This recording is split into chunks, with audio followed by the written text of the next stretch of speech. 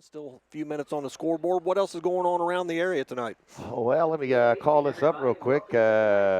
Normally I'm prepared, but I think I'm being attacked by flies at this point in time. North Davies tonight looks like they're traveling to Eastern Green. Eastern Green off to a 2-0 start. North Davies is 0-2. North Knox, well, they got a stiff one tonight. They face Heritage Christian. Heritage Christian is usually a 2A power. I think they're ranked in the top 10. North Knox is 0-2, but they did improve last week, 26-24 loss late in the fourth quarter in that one. The other team in our section, Tell City, they're off to an 0-2 start after losing to Heritage Hills. South Spencer is who they got tonight. Perry Central will be traveling to Crawford County, and Wood Memorial will host Vincennes Lincoln, a tough game, and North Central is going to be at Rockville. At the national anthem, so we'll go ahead and take a break. We'll be back in 60 seconds. This is a Media 5 Sports production.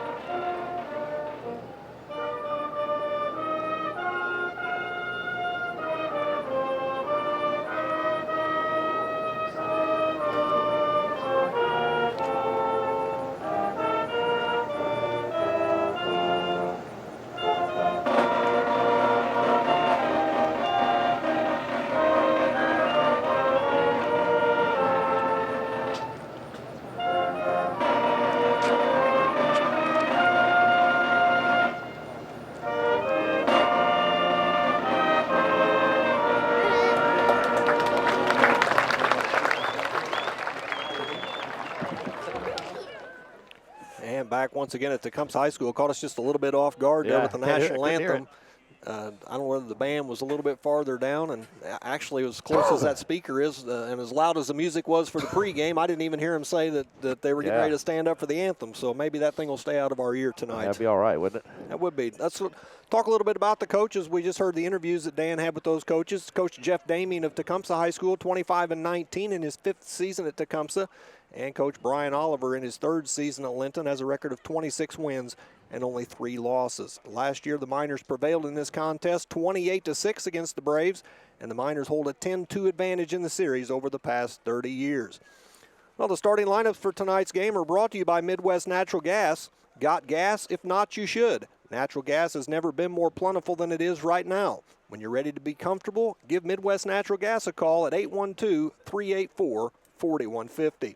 Starting at quarterback will be a senior, 6'1", 160, Kyle Tooley. He has rushed for 65 yards, but he's thrown for 465 yards. 75% of his passes complete, 4 touchdowns, 0 interceptions. 300-plus yards of that came against North Davies. His running back is going to be Waylon Engelhardt. He's a 5'6", 145 junior. He just has 9 carries for 60 yards, but 5 receptions, 89 yards. Multiple guys going to catch the ball tonight. Colton White is a senior, 5'8", 150. He has 4 catches for 50 yards, also has a 42-yard touchdown run against Wood Memorial. Jack Jackson is our leading receiver, a senior, 6'2", 170, 10 catches, 220 yards, and 2 touchdowns. The other two, Keenan Lautner, a 5'11", 200-pound senior, 5 catches, 67 yards, and a touchdown. Jarrett Daming, 6'1", 160 at the other split-in position, another senior, 6 catches, 45. So right off the bat, there's 5 different guys that catch the ball for the Braves. Up front, we talked about the pregame, led by John Dawson, 6'5", 260-pound senior at right guard. Joining him down, there's Evan Bailey, 5'10", 195. Cade Arnold, 6', 215. Jeremy McKinley, 6', 205. And Craig Rudolphi, 5'11", 170. These are all juniors. Defensively, the big guys to watch will be 21, Skyler Feldmeyer. He's a senior, 5'10", 180. And Lautner again. These 2 guys at the inside backer. Jackson and Engelhardt at outside linebacker. Dawson's going to be one to watch. He's going to be defensive end. Jeremy McKinley at defensive tackle. Cade Arnold at defensive tackle. Daming at the defensive end. In the backfield is Colton White, Kyle Tooley, and Tommy Pemberton. Right off the bat, Darren, a lot of guys going both ways on a night like that could be trouble. The Miners, of course, offensively have done a great job. Tyler Muir, 162 yards, rushing 5 touchdowns. He's 9 of 17 for 141 yards passing the ball. Four-headed monster, really. Garrett Mason with 199 yards. Mitch Everhart, 373 yards. Of course, he had 240 last week. Pierce Jackson and Kendall Williams all see action. Zach Figley's our tight end up front for the Miners. Ian Fonseca at the tackle. Dylan Morris at guard. Briar Pope, Caden Walker, And I believe it might be Owen Sparks on the right tackle. They changed it around on me enough. We'll see Josh Graber out there as well. Defensively, the leading tackler for the Miners has been Dylan Morris from his defensive tackle position, but the backer Avery Gentry, Jr., has 15 solo tackles. I got the wrong guy in there. That should be Pierce Jackson. He's the leading tackler, actually has 18 tackles. He's been everywhere all season long. Williams and Chad Trent are at the outside backers. Mason Figley are defensive ends. Sparks and Morris at defensive tackle, along with TJ Pigg. And you heard Chance Howard's name mentioned. The backfield, of course, they've done a good job. Trey Passett, Mitch Eberhardt, and Tyler Muir. As we await the captains approaching midfield, Tecumseh in their home red. Now I'm going to have to ask you, is that black or blue? Should be dark blue. Okay, so a dark blue pant and white helmets for Tecumseh tonight. A red tee on the helmets. The Miners in their traveling white jerseys with red pants and their red helmets as the captains head out to midfield. Braxton Lannon, Dylan Morris. Well, look how big 54 is walking out there. 6'5". Good size for Tecumseh there, absolutely. Head shoulders above everybody else. That's John Dossett. Also for the Miners out there, Pierce Jackson and Mitch Eberhardt, I believe, is the fourth captain. Yeah. And for Tecumseh, it is number 9. That'll be Keenan Lautner. Also out there is Skylar Feldmeyer, along with Dossett. And the other captain rounding it out for Tecumseh is Kyle Tooley, the quarterback. So the referees get ready to toss the coin. We'll see who's going to get the ball first here tonight at Tecumseh. Hey, we've not really faced a team with a quarterback who can scramble and get out of the pocket there. And really the Speedway guy kind of stayed in the pocket. Certainly Powell was a pocket passer. So Tooley's going to be one of those guys that when you're rushing the quarterback, you can't over-rush him and give him the path to the outside. Let you know that the kickoff for tonight's game is sponsored by Bobe's Switz City. You can kick off your evening with the best pizza, sandwiches, and sides from Bobe's. You're just a phone call away, so call right now, 659-BOBE. That's 659-2623, and Amy will have it ready when you get there. Bobe's Switz City open at 4 p.m. every Wednesday through Sunday. And I'm just going to apologize in advance, Darren, because I actually, in this 95-degree heat, somehow have caught a cold. So my sneezing barrage could take me off the air for any second, but you're probably going to hear sniffles. You got sniffles for a whole other reason. A little bit of it, too. It's allergies for me that are starting to creep in a little bit. Referees are aligning the players. Looks like the Miners will go left to right to open the game. Tecumseh right to left. Tecumseh wins the toss, and they are going to defer to the second half. So the Miners will get the ball first as we get ready for action here. Both teams undefeated, 2-0. And Tecumseh yet to allow a point. So it'll be a big test for their defense tonight to see just how stout it really is. Right off the bat, you got to have confidence in your team, and I guess I'd always like to start off on defense because the mistake's probably going to get made. It's probably going to be a fumble or a bad snap. Maybe that's what they're banking on.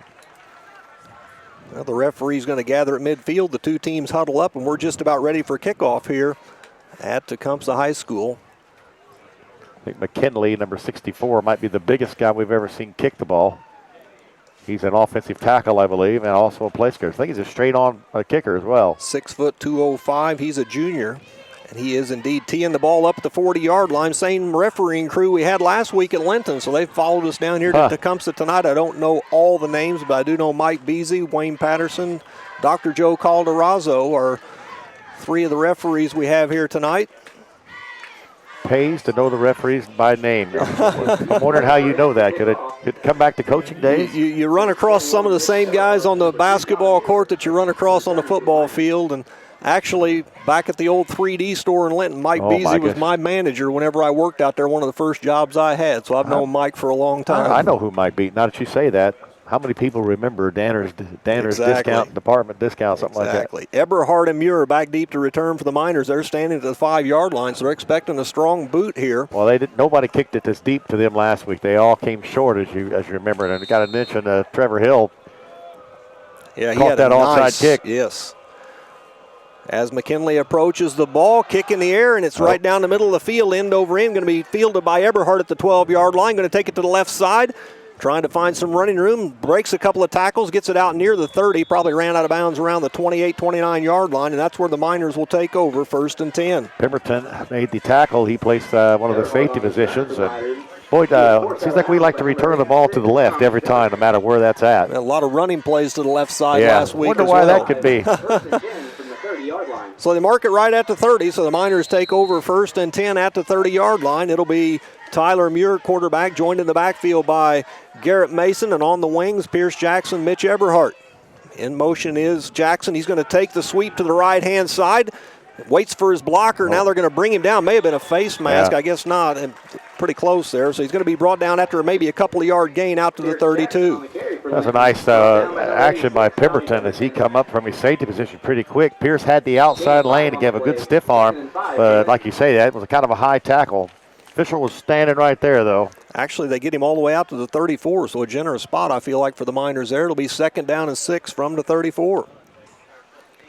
Muir once again out of the shotgun, joined by Mason. Takes the snap, going to give it to Mason straight up the middle. He bowls ahead. Going to get it out over the 35 to the 38-yard line. Going to bring up a big 3rd down play here for the Miners on the first series. Right off the bat, Feldmeyer comes up and kind of makes the tackle. More or less, Mason ran into him. Made a nice move right at the line of scrimmage to get out to the 38. It'd be interesting to see if the Miners, if they didn't pick this up, would go for it.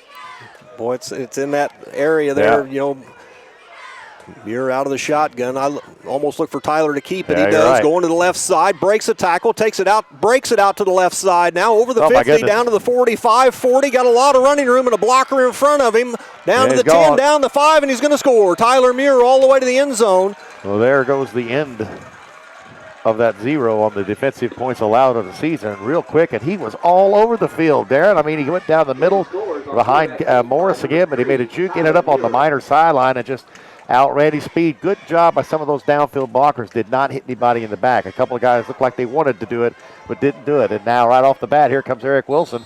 2 of these were blocked last week, so this is one of the areas we got to see some improvement on. As much as Eric would like to be out there, we better make it be Luke.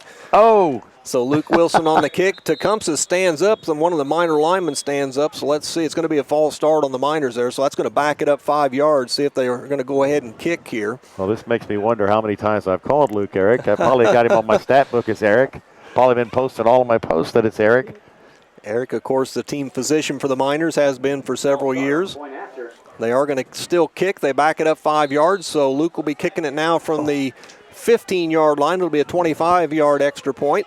And the kick's in the air, and it's going to be good. So with 10:35 left in the first quarter on the Highcom Security Services scoreboard, the Miners strike first. They're on top 7-0. Back in 60 seconds, this is a Media 5 Sports production.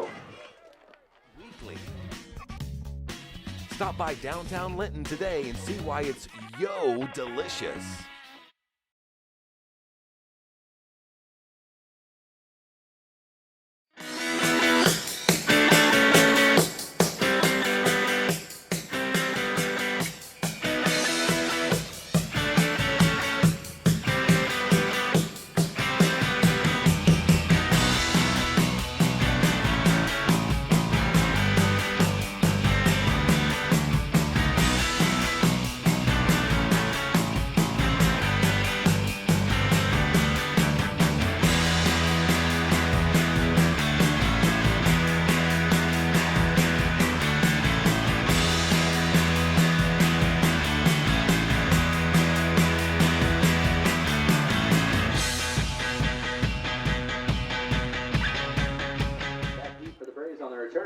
And back at Tecumseh, Wilson gets ready to kick off. Back deep for Tecumseh, John Jenkins and Colton White to return the kick. They stand back between the 5 and 10-yard lines, but we've also seen Luke kick the ball fairly short, about into that 10 to 20-yard range where there's nobody standing for Tecumseh right now. Almost all of them out to the 21-yard line. There's the kick. It's right down the middle of the field, going to be fielded about the 14-yard line. That's going to be fielded by number 5 or 6 there. I think it's White that was on it. No, it's actually number 6. Colton White on the return. So he gets it out to about the 23-yard line. That's where Tecumseh will take over for the first time tonight. 1st and 10. That was a nice kick by Wilson right down the middle of the field. That's the first time we've really seen him be able to kick it deep. Tecumseh breaks huddle. They come to the line of scrimmage, and their quarterback, Kyle Tooley, he's in the shotgun formation. A single back, 2 wide receivers to the right, 1 to the left. Takes the snap, going to fake the handoff, keep it himself. Breaks a tackle up the left side. He's got some running room out near the 40-yard line before he's tripped up. Shoestring tackle there, I believe, by Trey Passon. Yeah, Trey might have saved another 20 yards. He just faked the handoff and kept it. And that's what we were talking about in the pregame. You don't see a whole lot of that. And that's a nice start for Thule getting out to the 40-yard line. 1st and 10, Tecumseh at the 40. Thule again out of the shotgun, single back. Going to take the snap, rolls out to the right, looking to throw, fires the pass over the middle, going to be caught out there and over midfield. And that pass is made by Jack Jackson, the 6'2", 170 wide receiver. Going to get it over into Miner territory quickly to the 48-yard line. Jackson's their leading receiver. So first 2 plays, Tecumseh moves the football into Miner territory here. Thule again out of the shotgun. Waits for the snap, takes it, he's going to keep it again, throws the option out to the left-hand side. That pitch is caught out there by Colton White. He's going to take it up inside the 45 to the 44-yard line. Faked it up the gut. It looked like he was going to keep it himself and then pitched it. So a lot of options there in that Tecumseh offense as well. Very familiar. That was a wide pitch. He gets down to looks like the Miner 44-yard line. 2nd down, 6. Takes the snap. Thule rolls out to the right-hand side. Got a hold over there. No flag. Over the middle. Picked off at the 35-yard line. Jackson. Pierce Jackson. He breaks a tackle. Still on his feet. Gets to the 50. Now cuts back to the middle of the field. He's going to score. No, wait a minute. Got somebody there that's pretty quick from Tecumseh. Going to run him down. I thought he was going to score when he broke loose I did there. Too. Run out of steam there, caught by number 9, Lautner. That's Lautner with some good speed to catch up there. Going to stop Jackson at about the 26-yard line, and the Miners have it back on the turnover. First interception of the year in the Miners, and a big return by Pierce Jackson. Actually, that's the first forced turnover, if I'm not mistaken. So good thing to see the Miner defense step up here, force a turnover. What time we got in the clock there? And 9:20 left here in the first quarter. The Miners take back over. Muir at quarterback. We're going to look to the left side with the pass, throws it out there, and it is caught. Nice catch by Clothier out there on the left-hand side. Going to take it down inside the 10-yard line. It'll be 1st and goal for the Miners. Well, that's what we were talking about. That time the pass was only where Clothier could make the catch, and he makes a nice over-the-shoulder catch. Timing looked a little better between the two. Down to the 6-yard line. It'll be 1st and goal for the Miners as they look to take a 2-touchdown lead here early. Muir out of the shotgun. In motion is Jackson. He's going to take the handoff, cuts it back up the middle, and just walks into the end zone almost untouched. Yep. And with 9:04 now left in the first quarter on the Highcom Security Services scoreboard, the Miners are on top 13-0 and waiting the extra point here. So the Miners take advantage of the turnover, take it right down the field, and in the first just under 3 minutes, they've already got 2 touchdowns on the board. And that's not the kind of start that Tecumseh wanted to have happen. They were moving the ball down the field, but a nice interception by Jackson. Now we've got a Miner having to come on late. They still got 17 seconds, though. And running out there late to set up is T-Pig. Wilson good on the first extra point from 5 yards deeper. This one's down line drive kick, but it's going to go right through the middle. And with 9:04 left in the first quarter on the Highcom Security Services scoreboard, it's Linton 14, Tecumseh 0. We'll keep it here. Want to let you know that tonight's game is brought to you in part by Bobe Switz City. Open every Wednesday through Sunday from 4 till 8 with everyday specials. Buy any 14-inch 3-topping pizza and get a 10-inch 1-topping for just $1.99. Also buy 3 large and get a 4th free at Bobe Switz City. Bobe Switz City still offers $10 Thursdays. A 14-inch pizza with any number of toppings is just $10 every Thursday. So call 659-BOBE. Now, if I'm got my time right on my clock here, people still have time to call and get a pizza tonight. Open till 8 o'clock, so you can give Amy a call and still get a pizza here as you listen to tonight's game. But it's so hot right now. If a pizza was in front of me, I don't know that I could eat it. But I could eat it later. Absolutely. So the Miners get ready to kick off yet again. Wilson will tee it up at the 40-yard line. Take a look at some of the guys on the Miner kick return team, or kickoff team rather, that we don't get to mention very often. Bill Smith out there along with Luke Miller. Trey Passon is on this team as well, along with Avery Gentry. So we do see some familiar names as well. I see Ben Burris out there.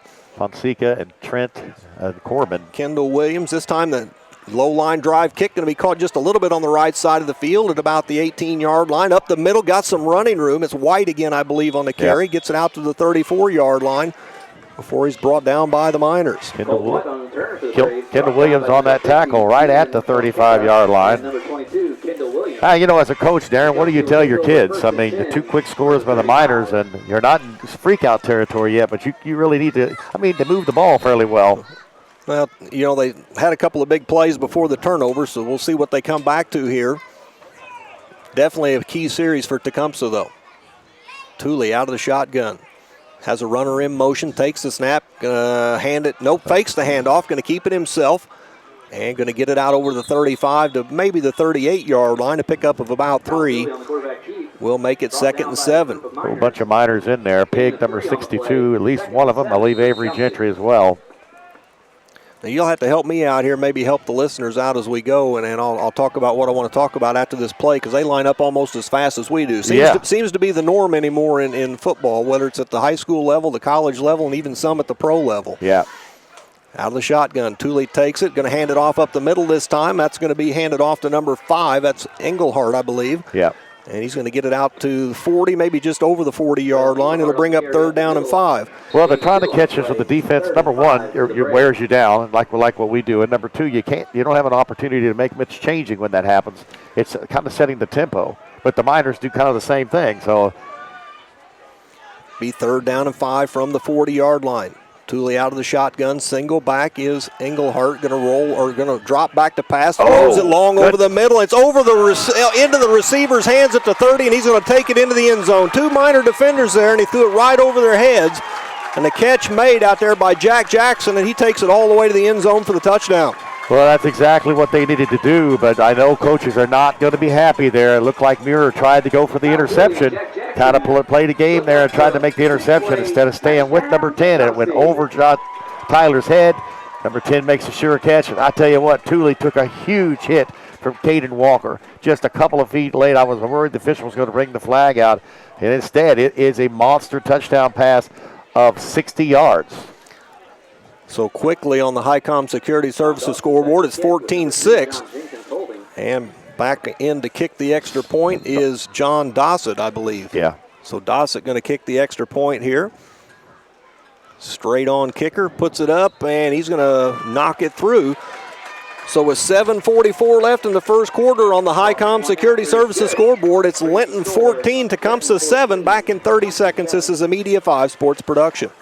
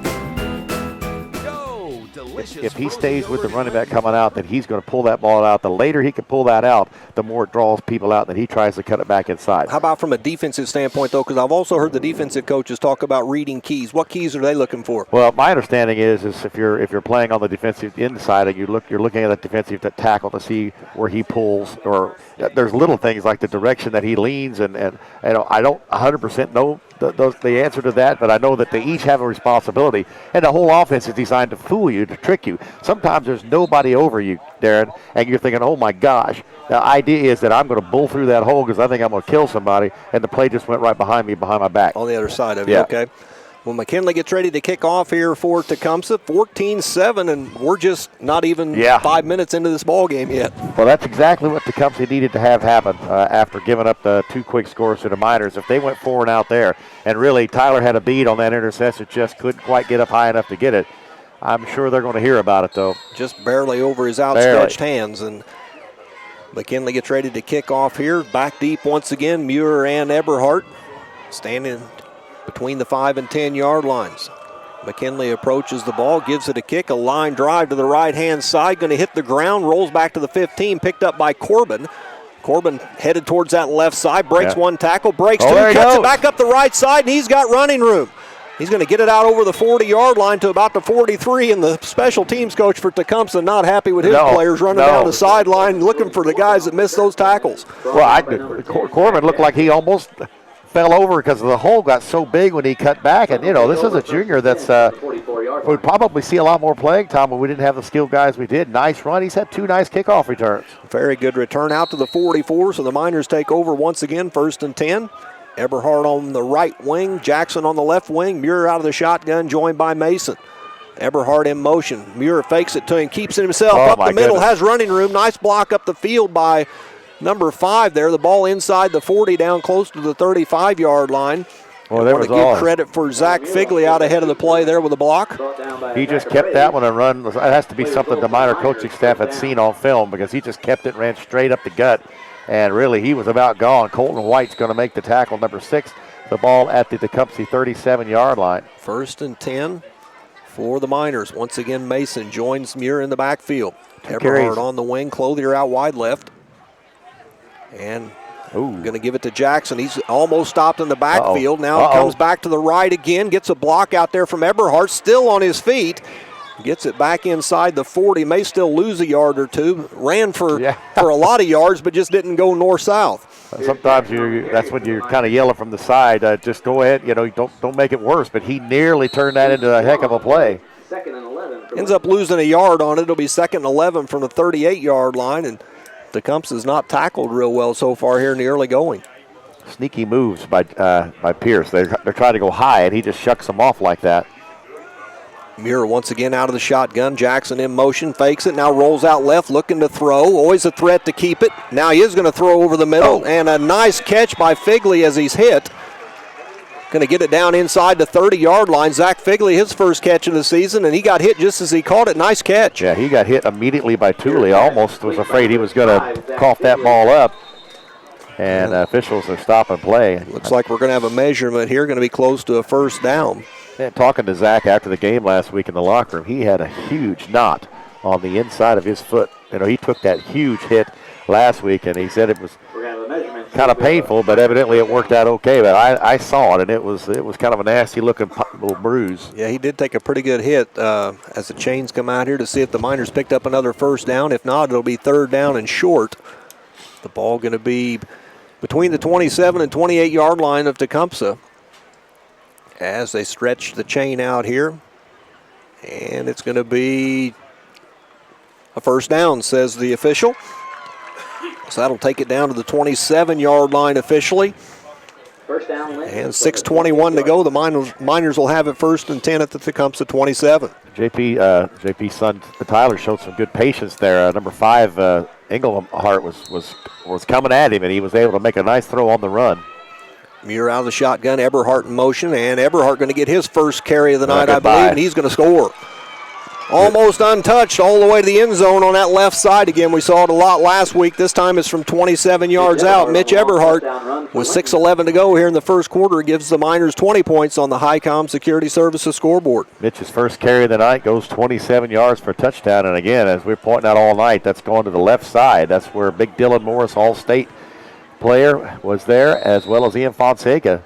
And there's just nobody even anywhere there. I don't know that he was touched on that play. I don't know that he was either. Wilson back on to try to add his 3rd extra point.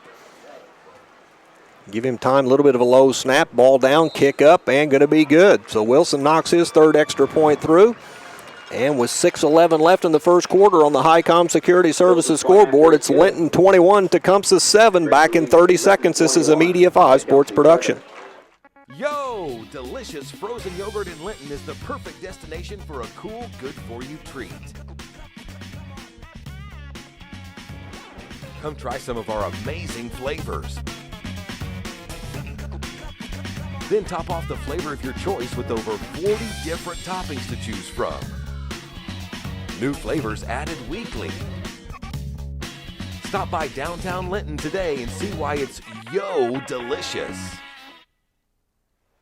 Well, so far, Dan, it's been all offense here. The Miners have put up 3 touchdowns in 3 possessions. Tecumseh 1 for 2 on their possessions, the other one a turnover, but a lot of offense here in the early going. 154 yards for the Miners in the first quarter, 98 for Tecumseh. So really the interception's the only thing that stopped them.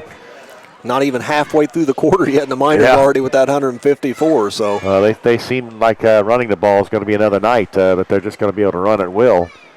I still like Tyler on that rollout, though, where he's got that option. Great job last time of finding Zach Figley late there. You know, it looked like he could tuck it up and run, and he stops and puts it out there. And you know, we said last week the passes were just a little off, but they look good. And tonight, the first couple have been right on target. First two have been right on the nose, and you're going to have that passing attack. And, boy, if we get that passing attack where it's putting up yards, it could be lights out. Very much so. Wilson gets ready to kick off again here, tees it up at the 40-yard line. And once again, back deep for Tecumseh is John Jenkins and Colton White. Wilson steps back about 7 yards from the ball.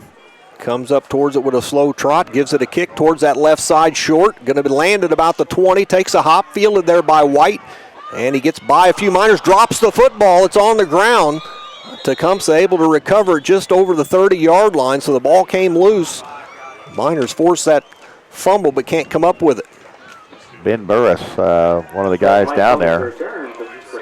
So Tecumseh will take over at the 31-yard line. First and 10. Their third possession. The first one resulted in an interception. The second one a touchdown pass of 60 yards. So here come the Braves again. Interesting to see how that pass defense responds, or how that Miner defense responds. Boy, Caden Walker was just a split second from really giving Thule the business. Thule out of the shotgun, takes the snap, going to give it up the middle this time. That's Engelhardt on the run. Takes it out to the 35-yard line. And maybe they're going to spot. Nope, they actually spotted the 34. Avery Gentry comes in from that inside linebacker, makes the tackle. Second down, 7. Second and 6 for the Braves. Engelhardt is just a junior. That's 2 carries, 6 yards for them. They get the play. Look at those wristbands, just like the Miners do when the play comes out. Thule again out of the shotgun, runner in motion. Going to stop in the backfield now. Fakes the handoff, gives it once again to Engelhardt, and he's going to be stopped in the backfield this time. Going to be a loss on the play, back to about the 32-yard line. Well, that's going to bring up a 3rd down and 9 for the Braves. That one was read well by the Miners defense. For a loss of 3 on the play. 3rd and 9 for the Braves. So 3rd down and 9. Big play here for the Miner defense. Thule out of the shotgun. Claps his hand to get the line set. Takes the snap. Looks to pass. He's rushed by Morris up the middle, and they're going to get the sack. Miners put him back on the ground at about the 30-yard line. Dylan Morris in there quick that time, putting the pressure on Thule, and it's going to be a 4th down and 11 for Tecumseh. My guess is the punt team will come out. I believe you're correct. Morris 2 or 3 times this year has put pressure and usually gets them. Sometimes they rule it as a running play, and sometimes it looks more like it's a sack. But, well, if we can get pressure on the quarterback, then that really helps those defensive backs. Absolutely. Lautner is the punter for Tecumseh. Back deep is Muir to return tonight. It's usually Pierce Jackson, so Tyler back deep tonight to return. Try to look across there and see if we can find Pierce, make sure he's all right. Well, he was on that last snap. defensive. And the kick end over end towards the right-hand side of the field. Going to hit the ground. Nobody's going to return it. And it's going to roll to a stop right on the 35-yard line. That's where the Miners will take over. 4:07 left in the first quarter on the Highcom Security Services scoreboard. The Miners on top 21-7. Tonight's game brought to you in part by Midwest Satellite. If you're looking to reduce your TV bill, call Mike Moore at Midwest Satellite in Linton to sign up for Dish Network. Packages start as low as $19.99 a month, and that includes free installation, free movie channels, and a free Hopper HD whole home DVR system. He will even pay $50 on your first bill. So don't call out-of-state numbers. Call Mike Moore at Midwest Satellite, 847-8848. Well, I see Gentry's lining up a tight end, Darren, and that's normally where we see Zach Figley, so we'll have to keep an eye out for him. Ooh, Mason takes the handoff to the left side, going to pick up a couple of 2 or 3 yards before he gets hit. And I'm trying to look behind the Miner bench. The players standing up, it makes it hard to see. Keep an eye out to make sure everybody's all right. Hopefully Shane Huffman will come up at halftime and keep us posted on anything going on. The Miners get it out to the 37-yard line. A pickup of a couple for Mason will make it 2nd and 8. Yeah, normally you have Miller 41 or Figley 5 at tight end, but Avery's out there right now. So Kendall Williams in at wing in place of Eberhardt. Zach's standing on the sideline limping a little bit. But Williams going to get the carry to the left side, and he's going to be met quickly. May have lost a couple of yards on that. So Tecumseh's defense turning it up a notch here, going to bring up a third down, and either 9 or 10 for the Miners here. We'll see where they spot it. They're going to spot it at the 36, so it'll be third down and 9, and now a big play for the Miner offense. So something that the Miners haven't really faced a whole lot. Back-to-back plays that didn't do much, and both plays McKinley, defensive tackle, was in there on. Muir again out of the shotgun. Mason in the backfield. Jackson and Williams. We're going to roll out left and look to pass. Yeah, so Tyler going to throw it downfield, and it's caught. Nice catch again. This time it's Jackson on the catch. Where was he lined up? Well, he's on the wing. He came from the wing position. It's Eberhardt that was out. Eberhardt's not in there. Boy, that's another nice-looking fire by Tyler Muir. Very much so. Into Tecumseh territory across the 40. Going to put it down to the 39-yard line, or right at the 40. That is a gain of 24 yards. 3 of 3 for 57 yards now is Tyler Muir.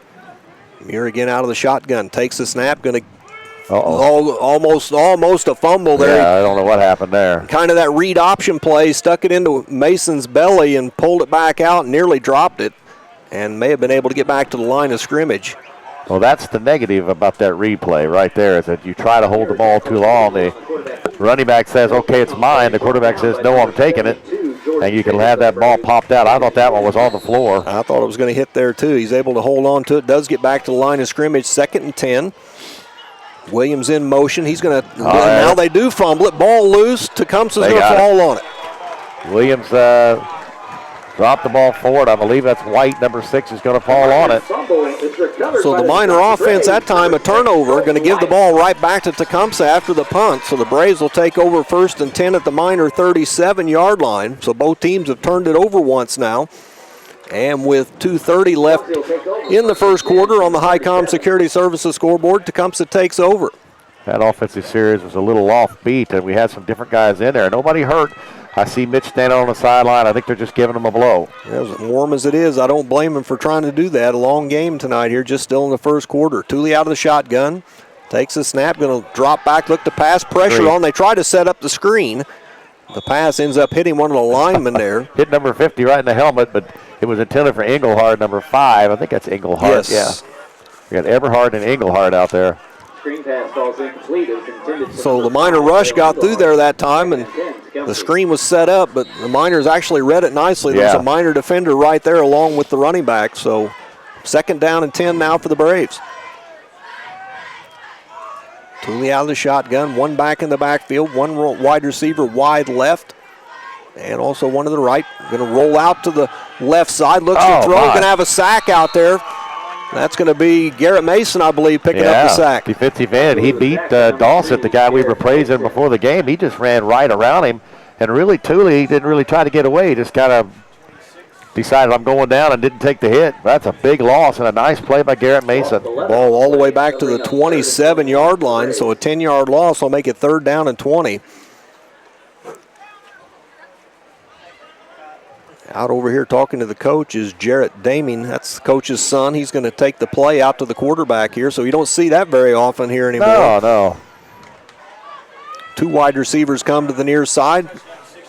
Well, that makes sense that you tell the guy closest to the sideline instead of the quarterback running. Thule takes the snap, going to roll out to the left side, looking for the receiver downfield, has him open, knocked down, and what a play. Nearly picked off. Nice defensive play there, trying to get the number. That's number 10 for the Miners, Chad Trent. And we've mentioned Chad getting a chance to play more defense this year than he's used to, and he's actually done a nice job. Yeah, that one there looked like Lautner was going to be open in that little seam area, and Chad was able to drop back, and he's a little taller and just got a hand on it. Almost looked like the ball was going to come down in his hand. And side note, Eberhard did play that defensive series, as did Pierce, Jackson, and Zach Faley. So all those guys doing okay. Lautner back to punt, going to put it up in the air, spinning top to bottom there, not going to get across the 50, takes a Miner bounce back to the 45-yard line. The Miners will have it in Braves territory with 1:18 left in the first quarter. So on the Highcom Security Services scoreboard, 1:18 remaining in the first quarter. The Miners on top 21-7. Tonight's game brought to you in part by Southside Express in Linton. Southside Express has everything you need when you're in a hurry and is locally owned and operated. And looks like the officials are going to take the timeout here to give the players a chance to get a little fluid in them with 1:18 to go in the first quarter. So we'll go ahead and take a 30-second break. You're listening to Linton Miner Football on QD 93.3, produced by Media 5 Sports.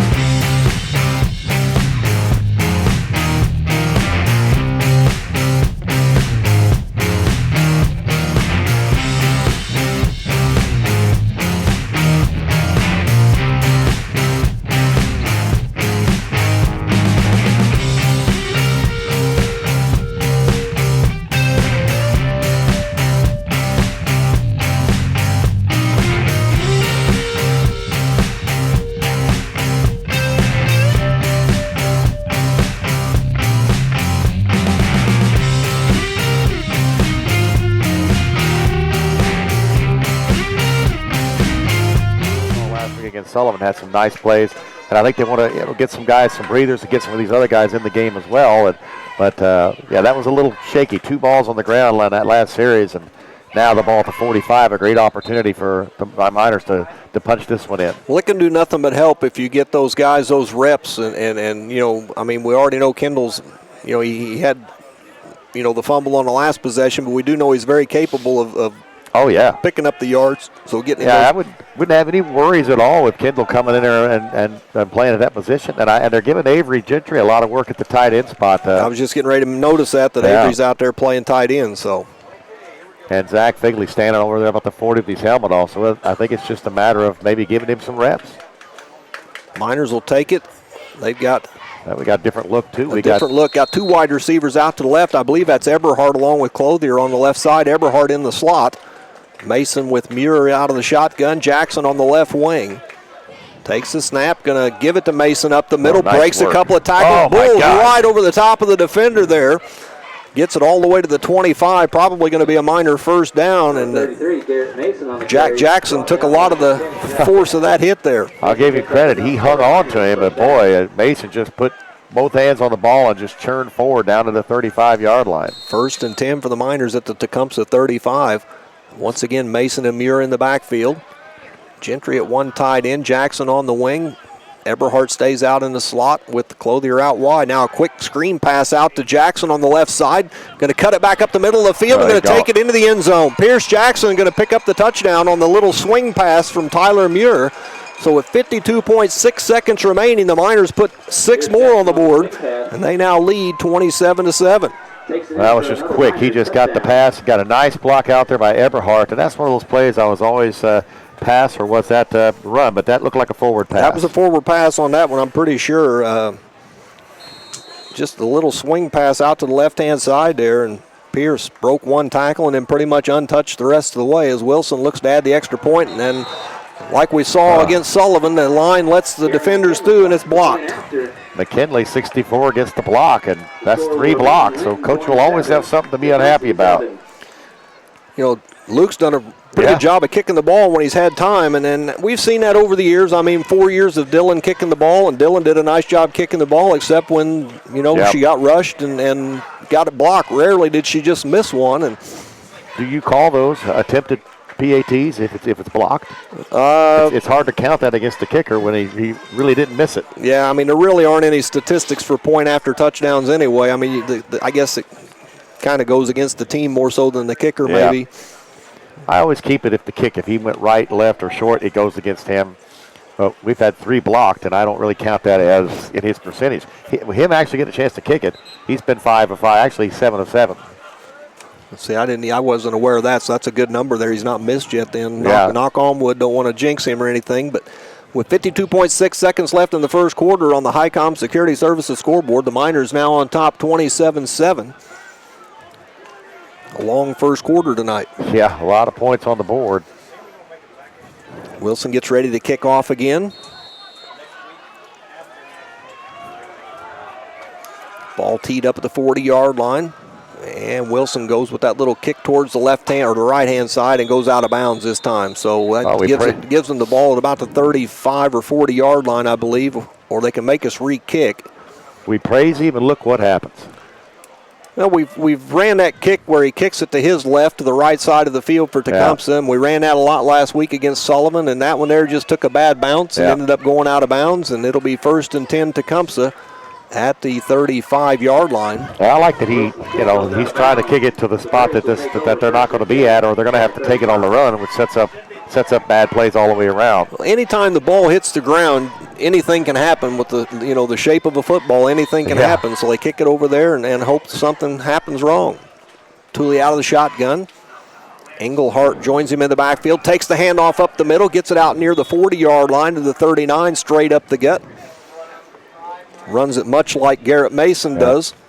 Just I don't know that he runs it quite as hard. But no. Fonseca and Pig look like they're in there on that tackle. Fonseca now an inside backer for Avery Gentry, getting him some reps in there. Once again out of the shotgun, 3 wide receivers to the left side this time, 1 to the right, 1 back in the backfield. Tooley takes the snap, fakes the handoff, keeps it himself, hitting the backfield, breaks the tackle, going to get it out over the 40-yard line to about the 42 or 43. Zach Figley had him in the backfield, and Tooley was able to slip right out of his tackle. Not something you normally see out of Zach. Fonseca was able to come up from the inside backer and make the stop. Going to be 3rd down and 2 now, so another big play here, and that's going to end the first quarter before we get to that play. So at the end of 1 on the Highcom Security Services scoreboard, Tecumseh 27, or Linton 27, Tecumseh 7. Back in 60 seconds, this is a Media 5 sports production. Yo, delicious frozen yogurt in Linton is the perfect destination for a cool, good-for-you treat. Come try some of our amazing flavors. Then top off the flavor of your choice with over 40 different toppings to choose from. New flavors added weekly. Stop by downtown Linton today and see why it's yo delicious.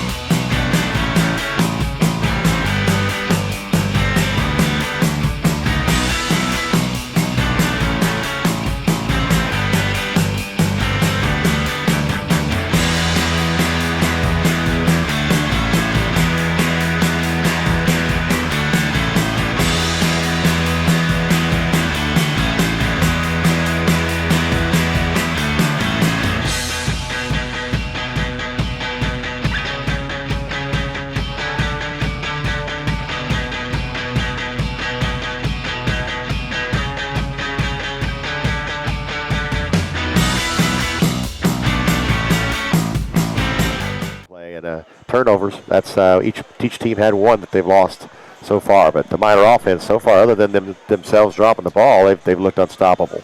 Well, we'll turn things around. Tecumseh will now go left to right. The Miners right to left.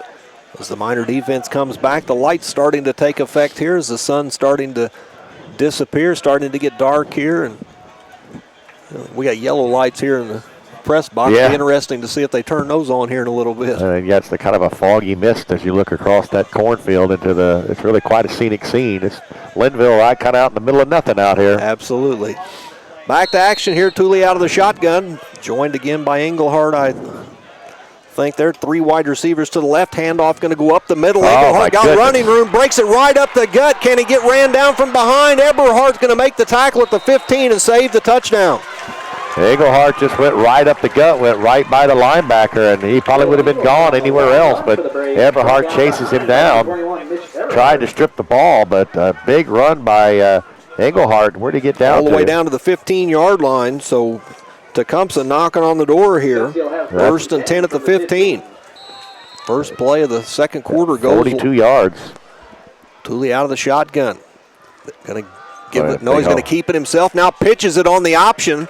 Nice. Right there, nice job before the Miners there on the tackle. That's Chad Trent once again. Yeah, Chad had 9 tackles last week for that outside linebacker after being kind of quiet against Speedway.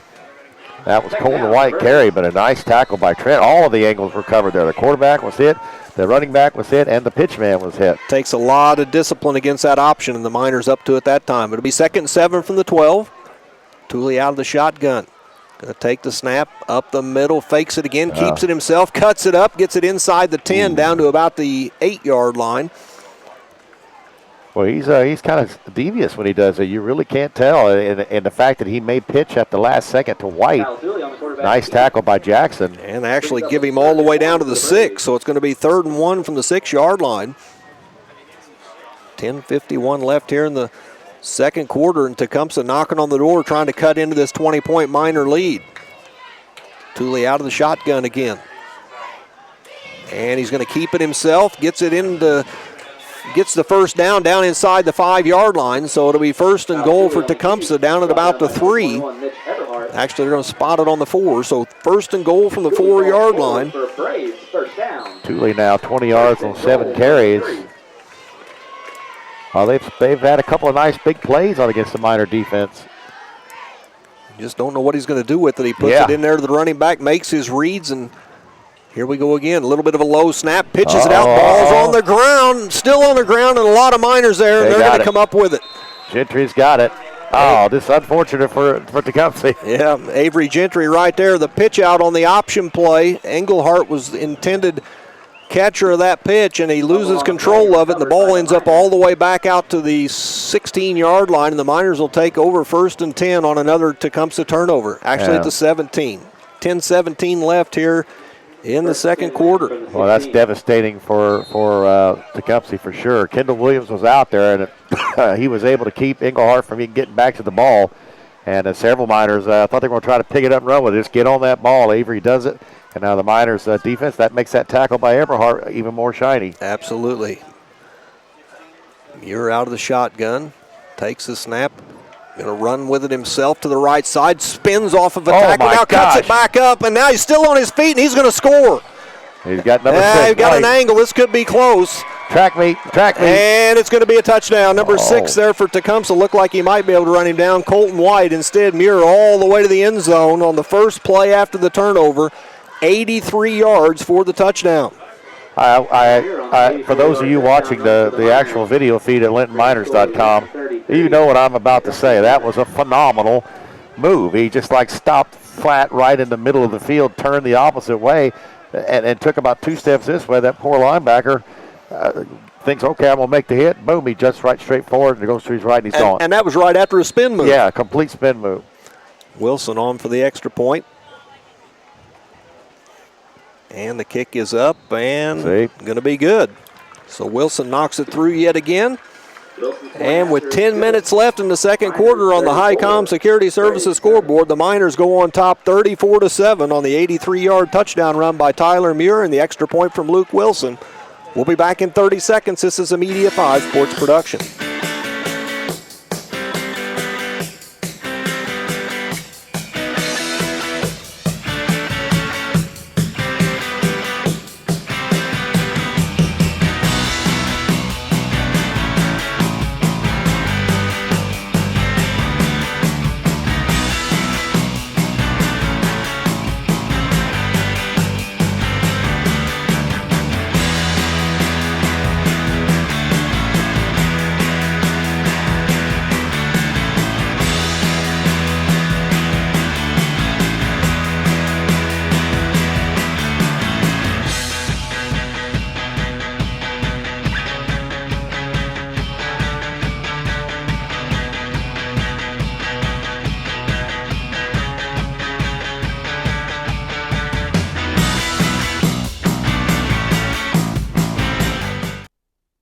A 62-yard TD run and an 83-yard TD run. So Wilson gets ready to kick off again here from the 40-yard line. About 17 seconds ago, they were at the 6-yard line on a 3rd and 1, and 17 seconds later, it's another Miner touchdown. Yeah, I mean, you're on the verge of making it a two-score game. Yeah. I mean, 27-14 and still right there knocking on the door. Now all of a sudden you're down 27. And 52 is out there as well for the Miners. Chance Howard, we've talked about him a little bit. Fonseca, Corbin. You still got some kind of first teamers that do see the kickoff action. Wilson approaches the ball and gives it a boot right down the middle, end over end. Going to take a bounce and be fielded at about the 15-yard line. And the runner up the middle, and he's going to be brought down. The ball loose again. And the player's diving in there for it. Good job by the Miners to strip that loose. Looked like Kendall Williams, 22. He's one of those first teamers, and people getting up slow. You always hate to see that. It looked like the Miners got the ball. They do. And the Miners have it. Another turnover for the Braves, and the Miners will have it back in Brave territory. A nice run there coming out of there. I believe Jenkins was on the carry. And like you said, Williams strips the ball. And the Miners will take over 1st and 10 at the Tecumseh 31 with 9:52 remaining. Things go from bad to worse for the Braves. A nice return up the middle. Boy, Williams made a nice play. Where are we at, the 32? Yeah, it's 32, 31. It's one of the ones where it's hard to tell on the angle. Out of the shotgun, Trent in a quarterback this time, over the middle to Jackson, and we're going to score again. Chad Trent comes in and throws the pass over the middle to Pierce Jackson into the end zone untouched. And the Miners looking impressive once again tonight. So Jackson goes in from 32. Absolutely wide open was Jackson, and Chad put that ball right in his hands, didn't freak out, nice fake. And boy, in a matter of 17, 20, 25 seconds or so, this game has went from... You mentioned at 10-17, they were getting ready to score, and at 9:45, instead of being 27-14, they're down 40-7. That's amazing. As Wilson gets ready to kick yet again here. Still 9:45 left in the first half. Well, that passing attack is looking, look at that kick. Nice kick. Wilson puts it right through. Braxton Lanham back there to make the catch. Yes. Wilson's kick is good. Really wish Braxton could play. Very unfortunate circumstance for him not being able to play. But he's still out there supporting his teammates. He's a team captain, and that says a lot about what the team thinks about him. He was what do we have him on here? 6'2", 240, and he probably would have been one of those tackles out there, big addendum, but he stuck with it. He didn't hang it up, so you gotta love a guy like that. Absolutely. Well, with 9:45 left in the first half on the Highcom Security Services scoreboard, the Miners now on top 41-7. And tonight's game brought to you in part by Anderson Poindexter Funeral Homes in Linton and Douglas.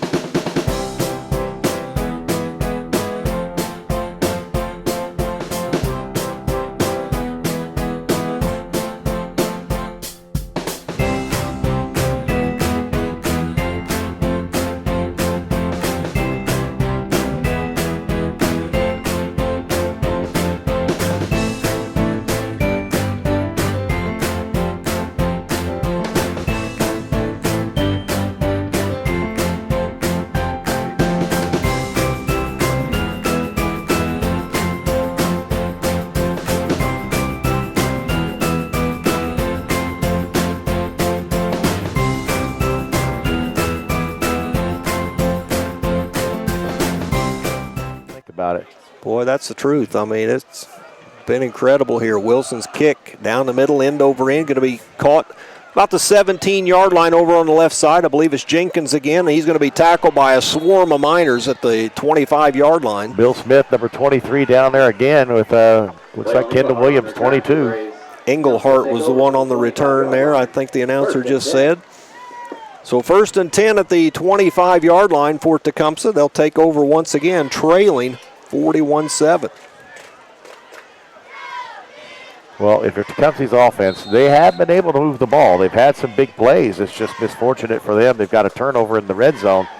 The Miner defense needs to shore up a couple things. Big plays like a pass play and a big running play. That's not something you want to see happen. Tooley in the shotgun. Going to roll out to the right side, looking to throw, has a receiver open, and it's dropped and nearly picked off by Eberhardt, I believe. Jackson, the intended receiver, but I think he heard some footsteps. It looked like Ian Fonseca, 53, come out from that linebacker spot. Getting to be that time of night, Dan, where the sun's down. It gets hard to see the numbers on the back of those red jerseys. A little bit of pressure that time as well. Play comes in from the sideline. Tooley is 2 of 6 for 71 yards, and that one of those was that 60-yard TD. Boy, they got 5 receivers out. 3 to the right, With just one to the One other to side. the left. Tooley out of the shotgun. Single back. Probably Englehart. Takes it up the middle. Breaks some tackles. He runs it hard. Dropped the ball. Was the ball loose again? I think they're going to call him down, but boy, that was a mercy. Miners had the football, so he is down at the 30-yard line. Yeah. Figley recovered it. The tackle was made by Trent. So 3rd down and 5 from the 30 now for the Braves. Play once again coming in from the sideline instead of yelled out by the coaching staff. I can remember Cunningham for the Miners having to run from the 10 to 15 all the way across the field to get to play and run back. He had to be the most in shape guy on the planet. Yeah. Tooley out of the shotgun, takes the snap, going to look to throw, comes on the slant pattern to Jackson. He catches it, going to get the first down to the 35-yard line there. Nice catch, took a shot as soon as he caught it, still able to come up with it. That 22 Williams was right there to make the tackle, but he also took a hit on the other side from Fonseca, number 50. That's a first down for the Braves. Muchly, sorely needed first down for the Braves. Fonseca loses his helmet, so that's going to give Chance Howard a chance to come in at linebacker, as Ian will have to take a play off when the helmet comes off. That's good to see Chance Howard. They said pregame he was doing defensive tackle rotation, but he's the only one back there. Avery comes out to cover the slot. White runner in motion. Tooley takes the snap, and the read option keeps it now, throws it out ahead. I'm going to say, Dan, that was forward. I didn't see the referee. That looked like a pass to me. But it's going to be a pass for a loss back to the 31-yard line. Got a feeling Lautner was thinking, do not throw me the ball. Because Kendall Williams was, he was feeling that one. Not a nice, good hit. Nice pressure on. That's really a nice offense how they run it, because you really have to be disciplined is the word I'm looking for. Very much so. That's one of them ones where I'd have been asking the referee on the sideline, hey, was that forward or backward? And then I thought it was forward. I'd have been asking you up here. Tooley looking to pass, looking to the left side, fires it out there, and it is picked off by the Miners, Chad Trent. Boy, nice diving catch by Chad to get the interception. Number 10, Chad Trent. Yeah, he had to make a great effort to get to that one. So the Miners are going to take over once again in Braves territory. 7:39 left in the first half, already leading 41-7. How much time did you say? 7:39. And if you're wondering why I'm telling Dan that, he's got his computer program that keeps track of everything you can possibly imagine. And I can't see the scoreboard. And he can't see the scoreboard from his location. So here comes a Miner offense once again. And I believe we see, is that Chad Trent out wide left? Here it takes the snap. It's Clothier. Okay, going to look downfield. He's tries to adjust his route. Ball thrown to his left. It wasn't a bad throw. He threw it where only Jacob was going to catch it, and it just ends up being incomplete.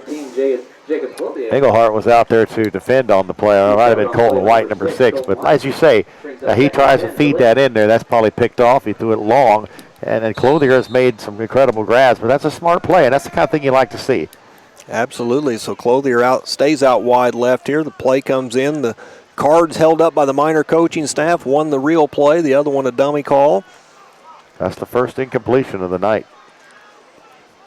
Muir out of the shotgun, takes the snap, gives it to Kendall Williams going to the right side, cuts back up the middle. And he's got some running room. He's to the 10, the 5, the goal line.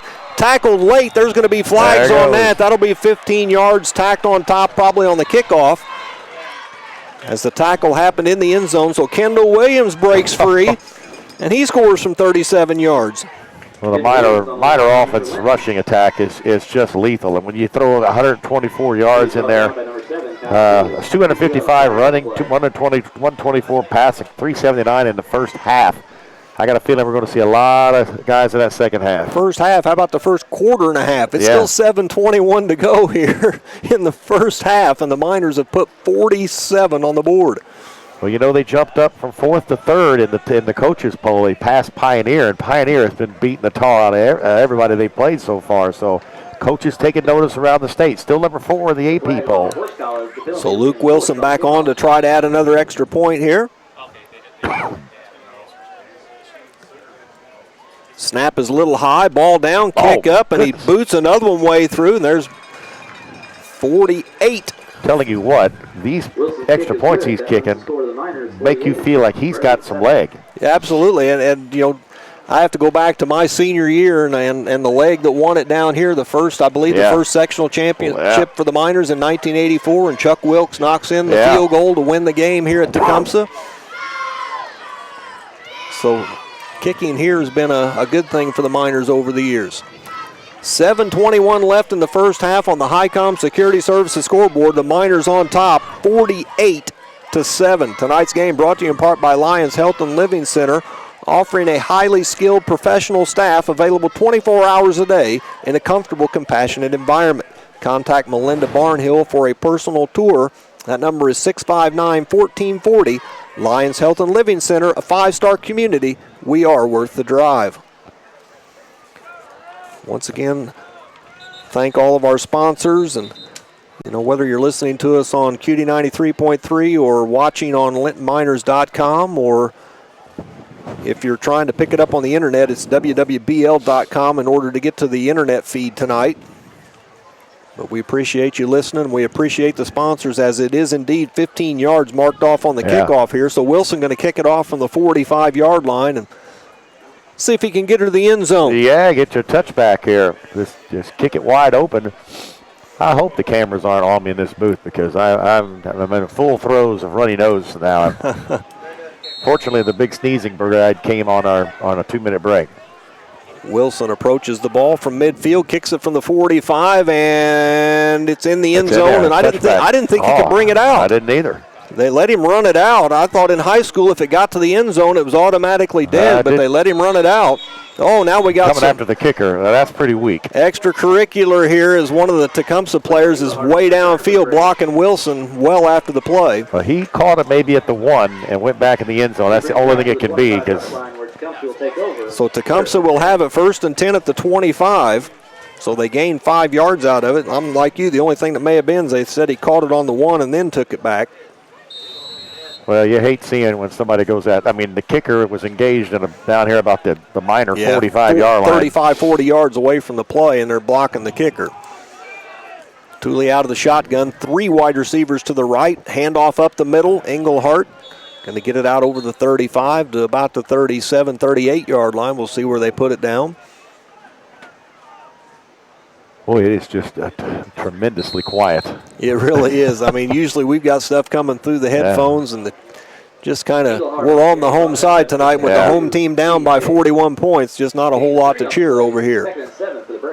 So they're going to call it the 38-yard line, I believe. So 28. 28. Oh, that's right, 28. So 2nd and 7. Pass comes out to the right side. Going to be caught out there. Nice tackle.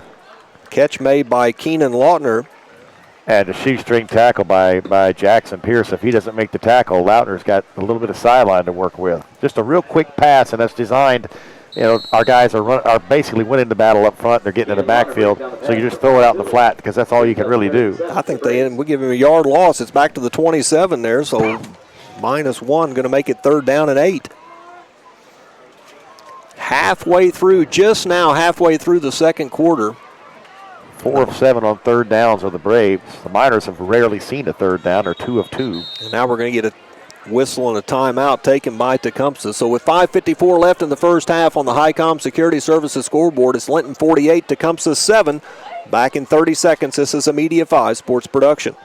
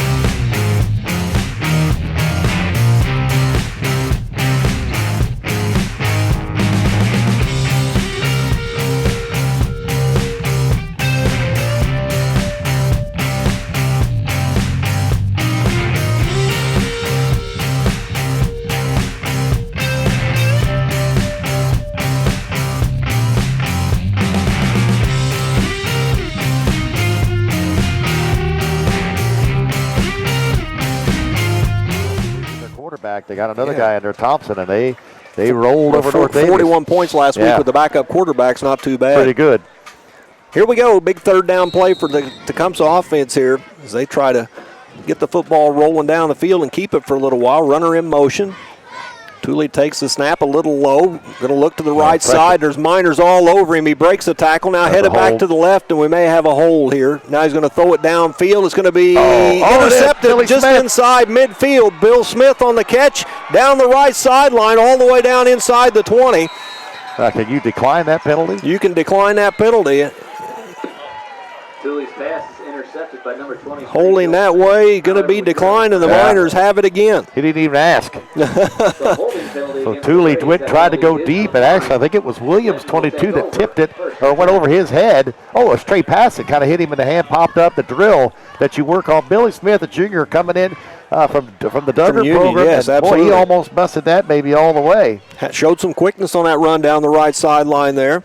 Down inside the 20-yard line, going to mark it at the 18. The Miners take over with 5:35 left here in the first half.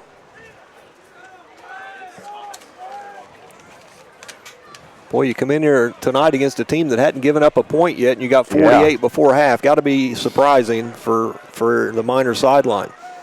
Muir out of the shotgun, runner in motion. Muir going to roll out to the right, looks to throw. Now he's going to tuck it up. Cuts it back up the field, and he's going to get down to about the 1 yard line, I believe, just short of the goal line. And another good run by Tyler. Tyler Muir on the carry for the Miners. Where did we start that at? About the 18-yard line? On the 18. First and goal for Linton. So all the way down to the 1, another 17 yards tacked on top for Tyler. And it'll be first and goal at the 1 yard line.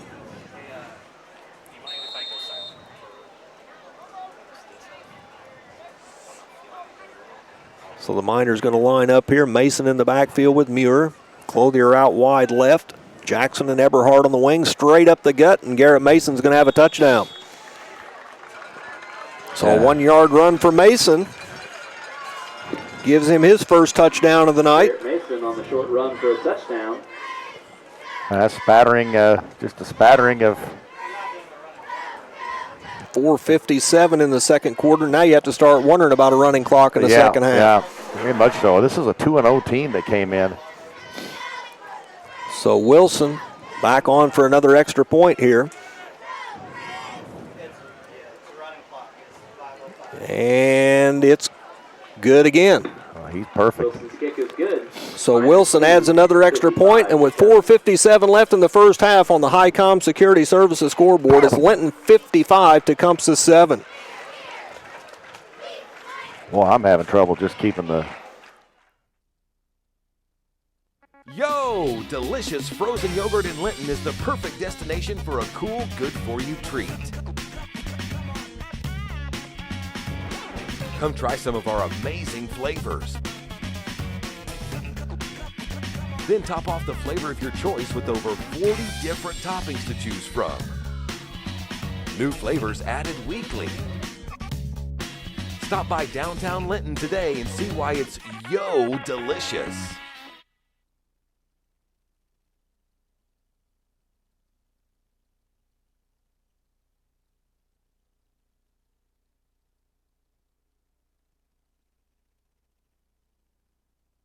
Normal kickoff spot this time at the 40-yard line.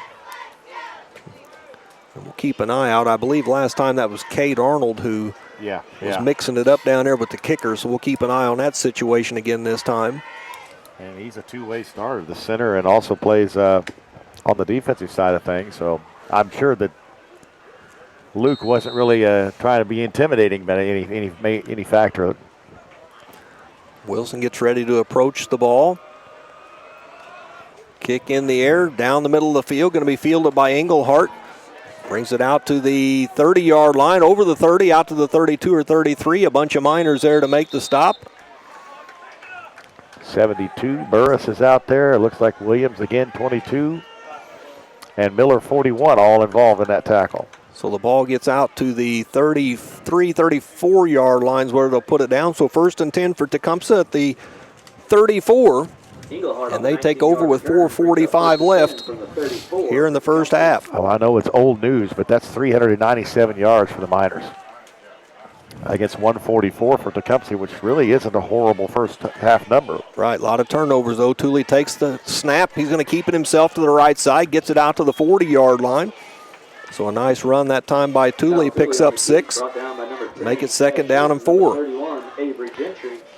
Trent and Gentry both combine to make that tackle.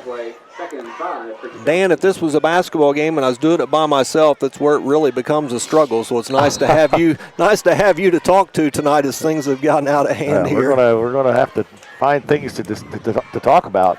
People are just gonna think we're talking about the same old things. I see Clothier now getting some action out there. It looks like where Eberhardt would normally be. Runner in motion. Goes right around the backfield guy. Going to hand it off to Englehart, going to the right. He's stuffed immediately. Nice tackle by the Miners there. Garrett Mason, 33, and Avery Gentry, 31. And boy, he had a lot of forward motion, and it just went completely stopped as soon as he hit the line. He does pick up 2 yards. Going to make it 3rd down and 8. Ball at the 42-yard line. Down to 3:44 left in the first half.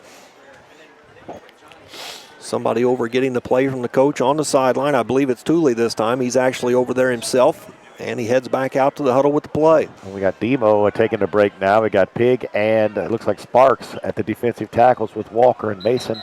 And now we got an official. Oh, the play clock ran out, so a delay of game penalty. So Tecumseh just adding to it. They're going to take it back to the 37, so they go from a 3rd down and 2 to a 3rd down and 7. So things just not going well for the Braves here tonight. I didn't even realize the clock had been going. It just kind of rolling. We hear the band kind of rehearsing over there. They may have to run some sprints to get loosened up. Well, Tecumseh's got a new program on the playing football. Scottsburg playing next week. Thule out of the shotgun, takes a snap. It's low. He's going to roll out to the left. Pressure from the Miners. He's going to tuck it up. Going to get the first down. Going to get across midfield, down to the 45, inside the 45, down to about the 43 or 44. So another nice run by Thule. Tackles by Miller, 41 out there.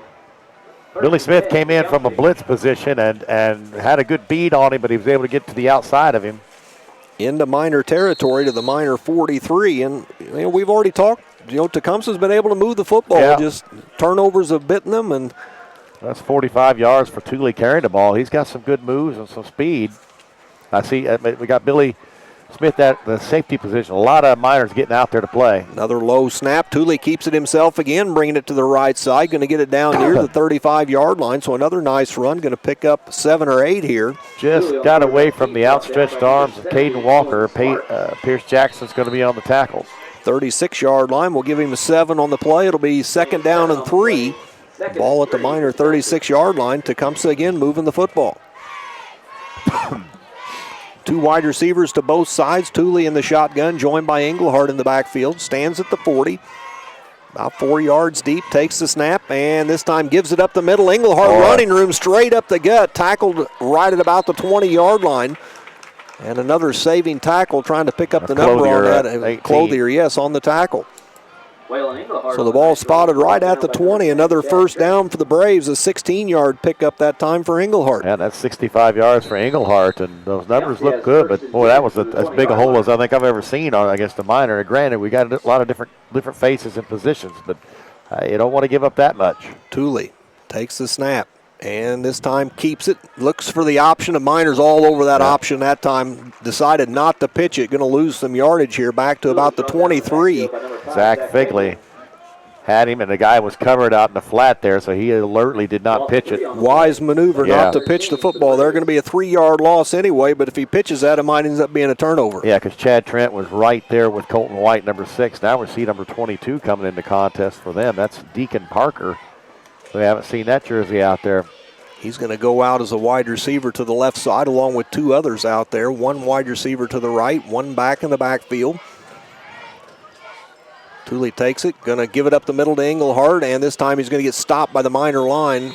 Picked up, Well, the Miners come out of there with a football. And now we got a late flag. What I thought we were going to see. Trayton Tannehill, is that number 60 that I'm seeing? Now we got some more scuffling going on. Ian Fonseca was the first one there, but the Miners basically picked him up and dropped him, and a little extracurricular, and I think the Miners are going to get flagged. And we'll see what the referee signals this direction here. 1:06 left in the half. Yeah, he got to about where they got that, the 24-yard line. Hard on the carry, brought down immediately. We do have a flag. Dead ball foul, personal foul on the Miners. So they are going to mark it off. That'll be half the distance. It'll take it down to the 12, so maybe a yard loss on the play. And the ball's going to go down to the 12-yard line, 11-yard line. So they're going to mark it on the 11, so I guess they're going to say the play was to the 22. So they're going to give him a yard and then mark it off down to the 11-yard line on the penalty. It'll be first. No, it's still third down, so it's not an automatic first. It's 3rd and 1. Thule takes it, going to look to throw to the left side. Now comes back over the middle, and it's dropped in the end zone. Broke up by Clothier, I believe, 18. Boy, nice defensive play. That Jackson sure did look like he was open. Or is that? Yeah, Jackson was in on that. And this is the guy trying that to see. Yeah, right there, Chad Trent, I believe, isn't it? Trent, I believe. Boy, that was a great play. It was. I thought he was going to catch it for the touchdown. Next thing I know, it's rolling on the ground. So nice job again by Chad Trent. Now it's 4th and 1 on the 11. Big play for the Miner defense here. 53 seconds left. I'm sure they don't want the Braves to score. Thule up the middle, and Engelhardt stopped. I do believe he got to the 10-yard line, though, which is going to be enough for the first down, probably inside the 10 to the 9. Yeah, the outside officials running inside the 10. So it'll be 1st and goal at the 9-yard line for the Braves. He didn't get much on that play. The Miner interior line was right there. Just enough to get over the line and get that first down, keep the drive alive. Down to 43 seconds left. I do believe the Braves have a couple of timeouts. Clock is running down to 37 seconds. Thule takes his time out of the shotgun, gets his line set, takes the snap, gives it off up the middle, and immediately stopped just inside the 10, down to 27 seconds left. Down to 25. Can't believe they're not using timeouts. I thought they had a couple left. Feldmeyer was the carrier, 21, and it looked like it was Chance Howard, 52, who made the tackle, right? Down to 13 seconds. Oh, yeah, maybe this is going to be the last play of the half here. So Thule out of the shotgun, down to 8. Takes the snap, going to roll out to the right, looks to throw. Now he's going to tuck it up. Now he fires it, and it's going to be incomplete. Flag. And a flag flies in. Clock runs all the way down to 0.3 of a second. And we got holding on Tecumseh. So I'm sure the Miners will take that. And that was well behind the quarterback. Mason, coming from the backside defensive end, was held, it looked like, by 55 for them. That would be Craig Rudolphi. Flag thrown at the 14, so that'll take it all the way back to the 24-yard line. So it'll be 3rd and goal from the 24 when they get this marked off. Tecumseh's already at the line of scrimmage. They're fast on that one, but the play before, they took their time. You know, the clock should be dead. The pass was incomplete. They actually mark it back to the 25-yard line. It's a 16-yard penalty. That penalty is accepted by the Miners. It'll be a 10-yard penalty. So it's goal to go here. 3/10, last play of the first half. Thule out of the shotgun. And he's just going to give it up the middle. Engelhardt going to bring it to the right side. He's going to be dragged down by about 3 Miners, and that's going to do it for the first half. Pig, Fonseca right there, but it was Pig who made first contact. So at the half on the Highcom Security Services scoreboard, it's Linton 55, Tecumseh 7. We'll be back in 2 minutes with the halftime show. You're listening to Linton Miner Football on QD 93.3, produced by Media 5 Sports.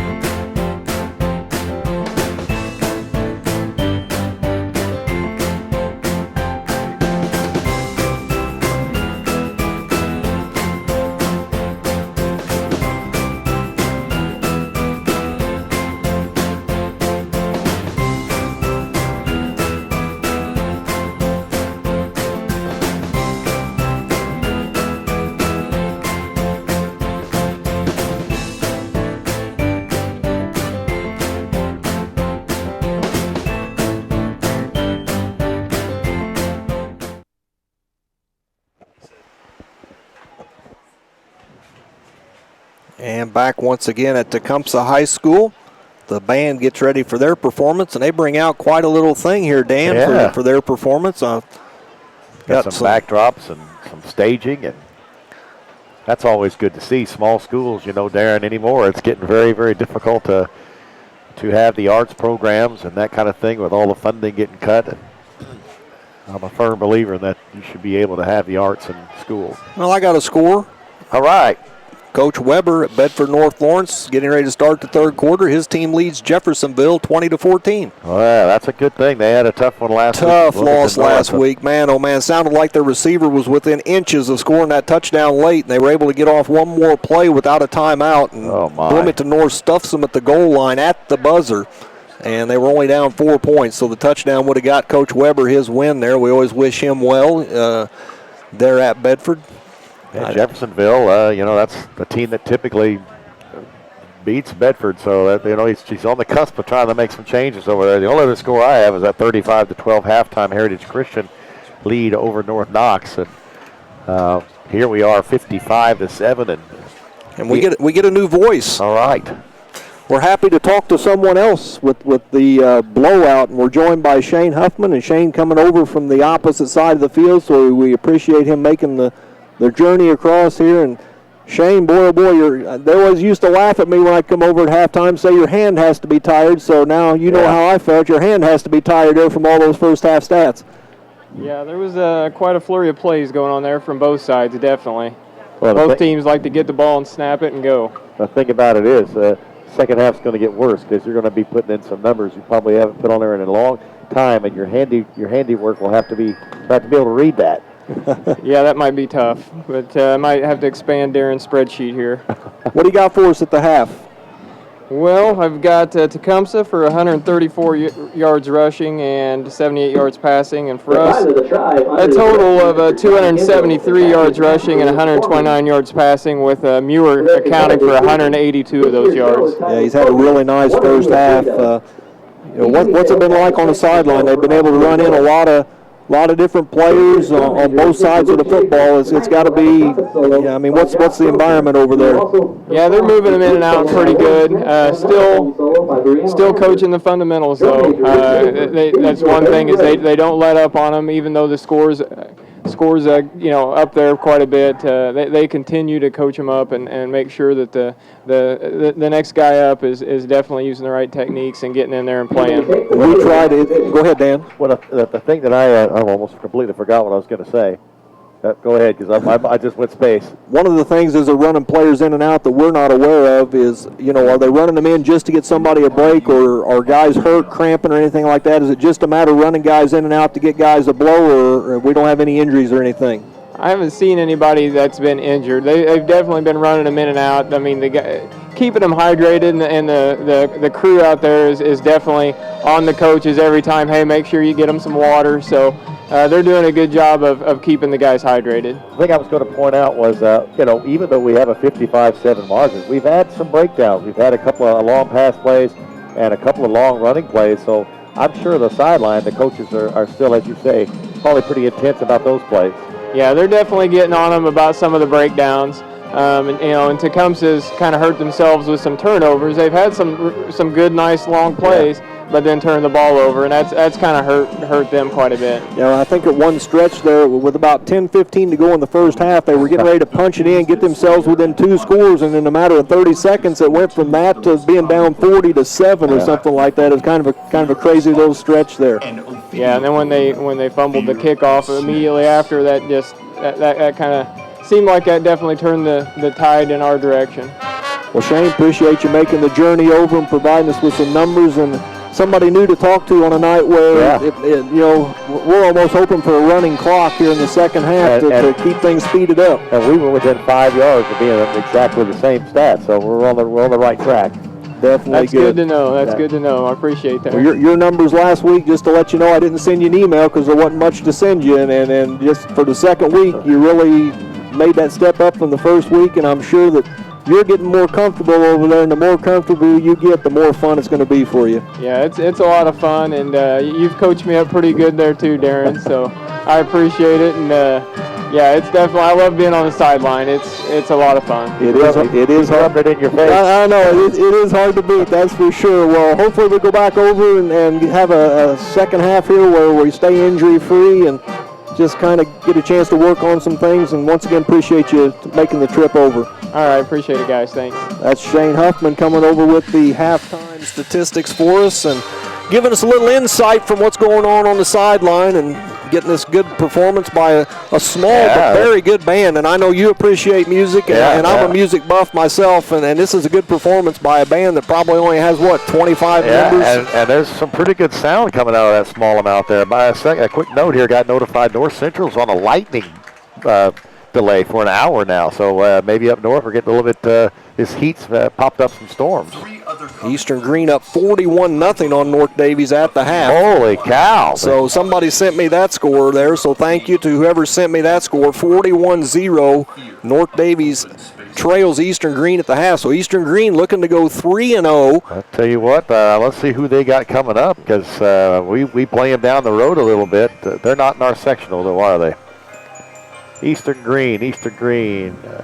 Are they in our sectional? They keep changing the sectionals around, and I can't tell who's doing what. I'll find out.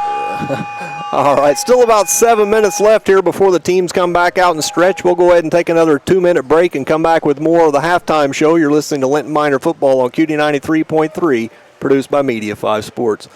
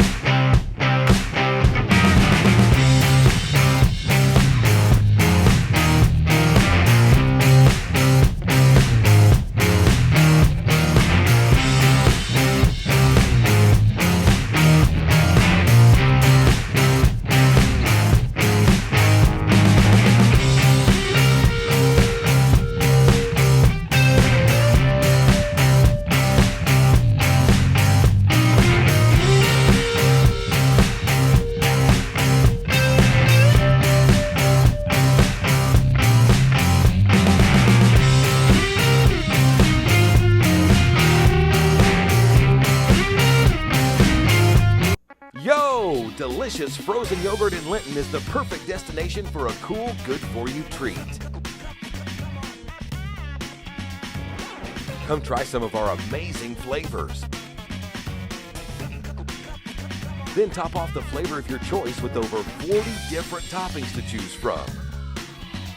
New flavors added weekly. Stop by downtown Linton today and see why it's yo delicious.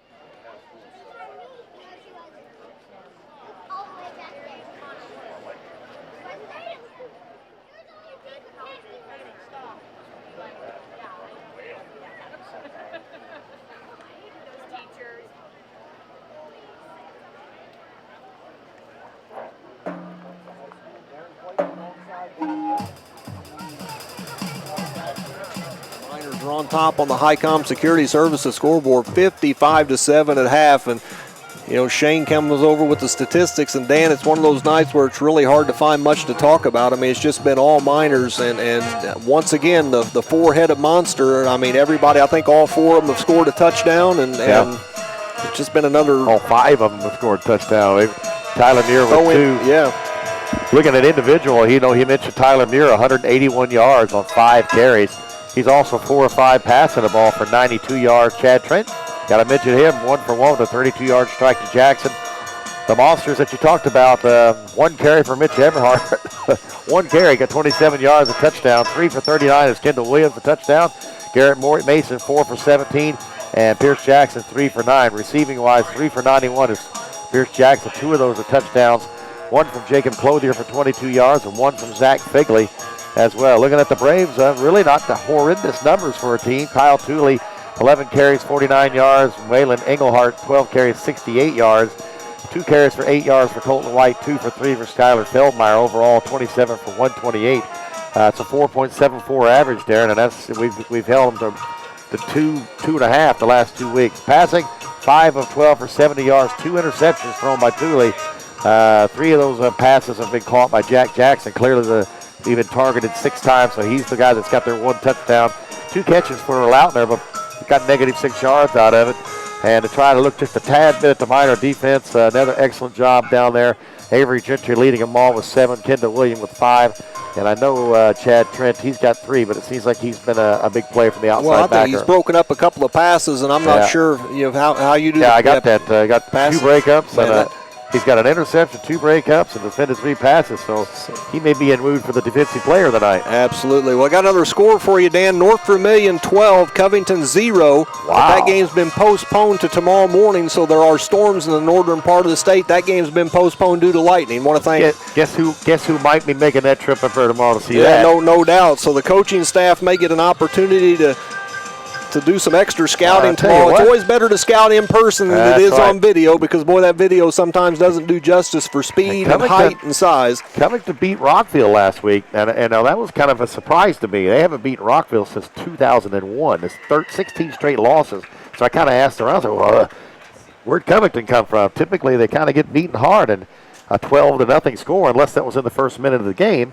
If it's early, okay, but if that's kind of a first half score, that's a pretty good effort by the Trojans. Absolutely, and I'm going to give a shout out to my source, Greg Elliott, sending the scores in for me. So you're welcome to give shout out to your sources if you want to. So thanks to Greg for sending a couple of scores to me there. Yeah. Well, my stepson Chris, my North Knox player, he's hit me from there, and the good running back that was from North Central several years ago, Woodsmall. Joanne Woodsmall always sends me the North Central information, which I greatly appreciate. And since we're on that subject, we talked about a little bit about Eastern.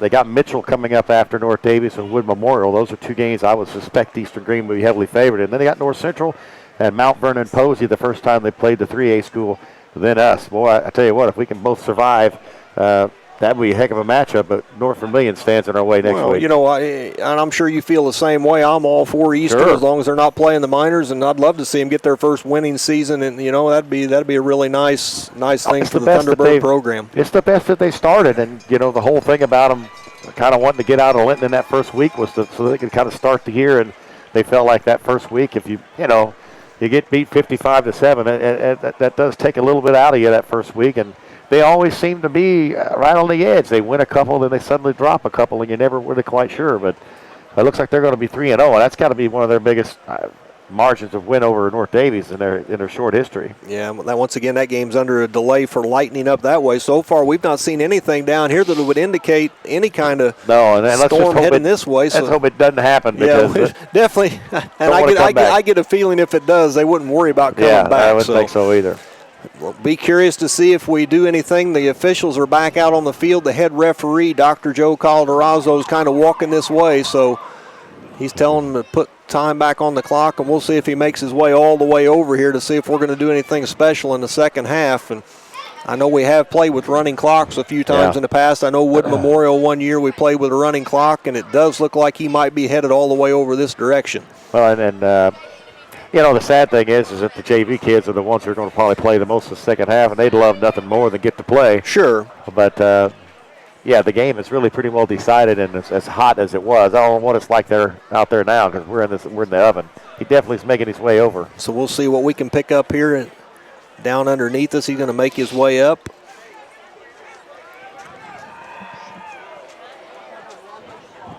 North Vermilion on the horizon for the Miners next week. That looks to be probably one of the big games in the whole state of Indiana, the Class 1A. Certainly in Class 1A, that's going to be the discussion next week for sure. Most definitely. Well, he just told them we're going to run the clock. Unless there's a touchdown, they'll stop it for the touchdowns, but incomplete passes, extra point. Do you guys know what it is? For record in a game? I do not. Extra point. It's an enormous amount. Extra points in a game. They're asking the asking for records now, trying to find out what the record is for extra points kicked in a game. Big D trying to think back. Well, it was Josh Muir, but it wasn't him. Somebody else kicked for him. The kid that went and played for North Davies after. Trying to figure that out. Yeah. Down to a minute 25. We'll go ahead and take a 60-second break, come back with the start of the second half. You're listening to Linton Miner Football on QD 93.3, produced by Media 5 Sports.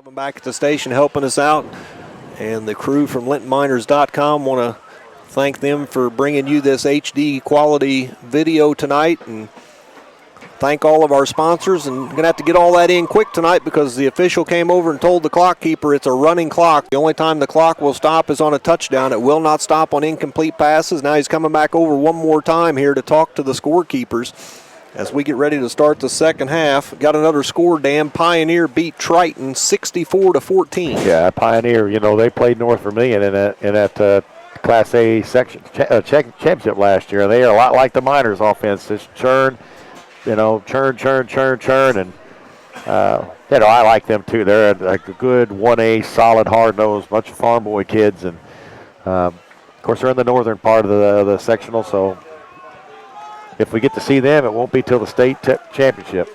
Well, the second half tonight will be brought to you in part by Media 5 Connect. Tired of paying a fortune for a website and maintaining a website?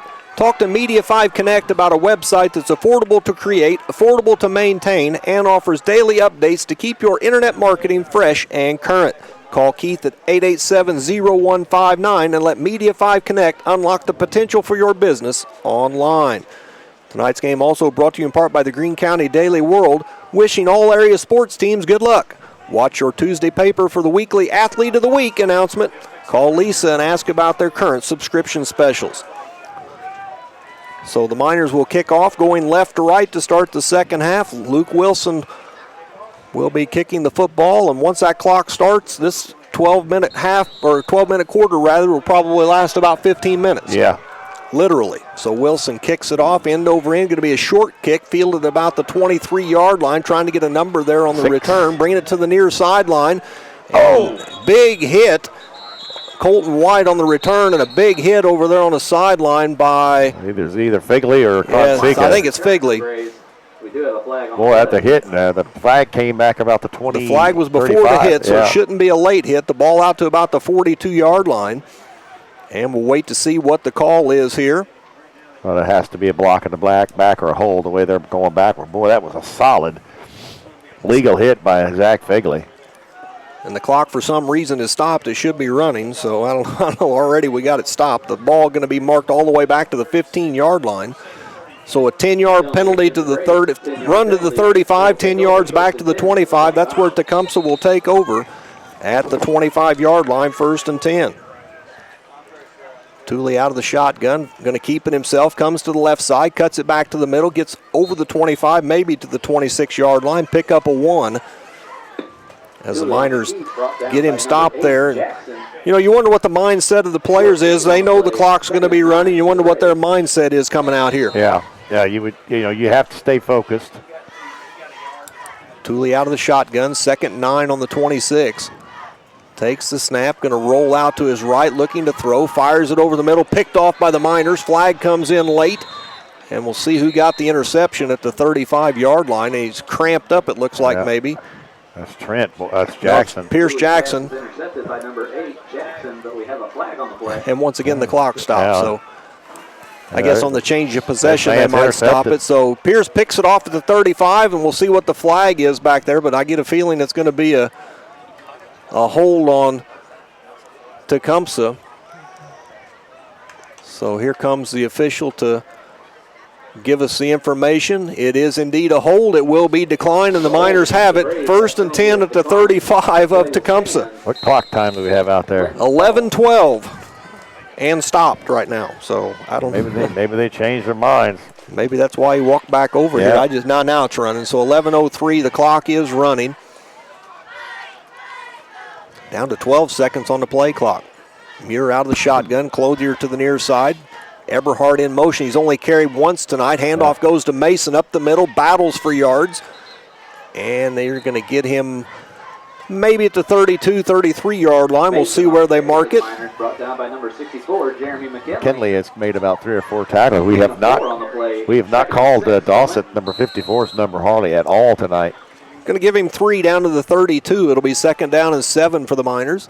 Clothier stays out wide to the near side. Eberhard on the right wing, Jackson on the left. Mason in the backfield with Muir out of the shotgun. About 3 yards deep. Using all the clock. Down to 6 on the play clock. Those linemen, that has to be tough. Now we get a timeout, I believe, going to be taken by Tecumseh. So with 10:09 left here in the third quarter on the Highcom Security Services scoreboard, Tecumseh going to take a timeout. The Miners up 55-7. We'll keep it here. Tonight's game brought to you in part by Highcom.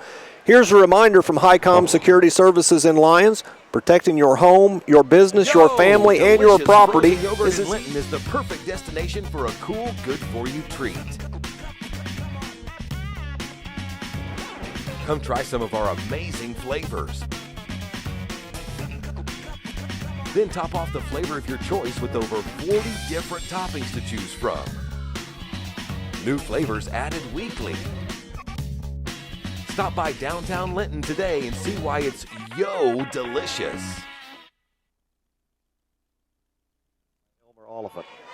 Okay. Didn't the Miners score like close to 100 points at one time back in Elmer's day? So I believe so. So I don't think we'll be surpassing that one, but the official, the one record book I saw, I believe it is 9 now, but maybe they call that the modern era. Back to action here. Looks like is that a cleaner jersey in the backfield with Muir there to his right? No, it is Mason. Muir decides to keep, fakes the handoff, comes back to the right side, has some running room, got a blocker out front, turns it up, cuts back at the 10 to the 5, and he's going to walk into the end zone again. What an incredible run by an incredible athlete, and he's a junior. Clothier out in front with a nice block, and another 32 yards for Muir. And that's with 9:48 to go here in the third quarter. I'm not sure why they've got a flag. Flag now comes down. Way after the play. Tyler, God, this is a dead ball, unsportsmanlike conduct on Tecumseh. Now we did see offsetting both teams. So an unsportsmanlike on both teams will offset. Well, you don't want to see that kind of activity. 9:45 left in the third quarter. The Miners bump it up to 61 as we await the extra point from Wilson. Do want to mention that the holder for the Miners is Trey Passon. There's the snap, good snap, kick in the air, and another one right up through there and deep into the background. So Wilson adds another. Well, that's 7 for him, and he's 7 for 7. One was blocked earlier. So with 9:45 left in the third quarter on the Highcom Security Services scoreboard, 62-7 in favor of the Miners. Back in 30 seconds, this is a Media 5 sports production. Wilson's point after is good.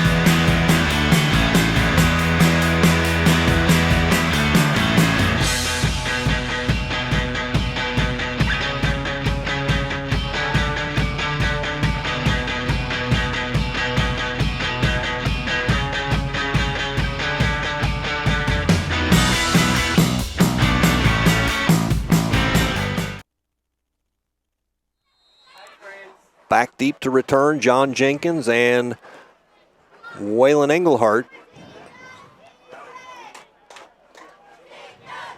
Wilson approaches the ball from about 7 yards deep, gives it a kick down the middle, towards the right-hand side, fielded over there by Englehart. He's going to look to bring it back to the middle of the field, going to be stopped at the 28-yard line.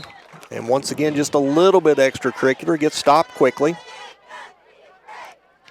Well, you don't want to see any extracurricular where a guy gets personal fouls and you end up getting the guy kicked out. We got a huge game next week. Right, so coaching staff has to be all over that. Ball comes out to the 27, 28-yard line in between, it looks like, so we'll call it the, what are you going to quote down there? It's 27. 27-yard line, so 1st and 10 for Tecumseh. 7:55 and running is the clock. Thule out of the shotgun. 2 wide receivers near side. And while the Miners all over that play, Thule. Nobody there. Looked like a busted play maybe. Went to fake that handoff, and there was nobody to fake it to or actually tuck it in there, for that read. And the ball going to go back to the 26, so we'll call it a loss of 1, make it 2nd and 11. Jackson and Zach Figley were right there. That's kind of an empty feeling that when that happens. And Tom now tells me that 20 extra points is also a state Indiana high school record. I doubt that's ever going to be broke. Probably not. Wow, that's interesting. That's some good information there. 26-yard line. Good to know. Good to know the listeners out there. That people are listening, and we appreciate that help. And with the scores now, Thule going to tuck it up again on the left side. Nice run out over the 40. Going to pick up the first down. So that read option works again. They have moved the football. They have. Thule there now. As soon as they get down marked where he got to, he got out to the 42-yard line. He's got some deceptiveness to him, and when he picks up some speed, he's got 65 yards. They got 214 yards, 144 yards rushing, so not horrible numbers. But definitely something Coach Oliver can talk to his team about in the coming week. 42-yard line. Thule out of the shotgun, takes the snap, hands it off this time, cross to number 9. That's Keenan Lautner taking the handoff. And he may lose a couple of yards back to the 40. Zach Figley right there again. Jackson as well. First carry for Keenan Lautner. Yeah, because next week, we know we're going to see the Earl kid at the running back who really had a huge game against us and everybody else that he played. But they also returned their quarterback who was able to run for some big plays as well. 3 wide receivers to the near side, 1 to the far. Thule out of the shotgun and going to hand it off up the middle this time. And back to the original line of scrimmage is Englehart. Back to the 42-yard line, so it'll be 3rd down and 10. One of the guys down there was Garrett Mason, 33, I believe. T-Pig, 62 at defensive tackle as well. Clock running, 5:35 left in the 3rd quarter, so in comes the play from the sideline. Looks like the person who brings it in there actually calls us. That's kind of interesting. Yeah. Usually to see the quarterback call the play, but I actually think Lautner got in there and called the play when he got there. There's no reason to take a risk on it being the wrong play. Thule out of the shotgun, pressure from the Miners, handoff up the middle, more running room for Englehart. He gets it across the 50. Now they're going to mark it right at the 50, so he's going to be short of the first down by a yard. Englehart on the carry, brought down by number 10, Trent. So it makes the 4th and 1. Got to figure they're going to go for this. He picks up 8 on the play. 4th and 2 to Tecumpsa. So actually 4th and a long 1 or a short 2 there right at midfield. And, looking out there, Darren, I'm seeing first-teamers. I'm seeing Dylan and Pig. And what people got to realize is they can't put the JV in too early because they only allowed so many quarters per week. And if the JV comes in the 3rd quarter, they can only play 3 quarters in the game on Monday night. So another timeout. Another timeout by Tecumseh. So, you hear a lot of times of people saying, why don't they get the JV out there and let them play and give them a chance? Well, you got to understand that, once again, if they want to play 4 quarters on Monday night and have the JV team, they can only play 1 quarter on Friday. Unless they change the rules. In big schools, you get from 3 to 4 or 5A, 6A. Well, of course, the JV kids are going to have the full quarters. They're not going to see varsity action. Right. Small school, here's an excellent opportunity. We'll probably, after that first series of that second half, we would see JV kids coming in. And then do also want to mention on that, a lot of people will say, well, wait a minute, these kids are playing on the kickoff team and the kickoff return teams or the extra point teams. Those don't count as plays, so they're not in for those quarters whenever they come in at that point in the game. So do you have to turn in these lists? I mean, is there some way that it's overdone, or is it just the honor system? It's pretty much the honor system. I mean, it really is, unless something's changed since I was coaching. I know with basketball there were only so many quarters. Looks like a punt formation here for Tecumseh midfield. That's not going to work out well for them at all. Punter gets stuffed 10 yards behind the line. I think they were going to try to roll out and maybe keep it. Yeah, so Lautner's tackled 10 yards back, and the Miners will take over 1st and 10 at the Brave 40.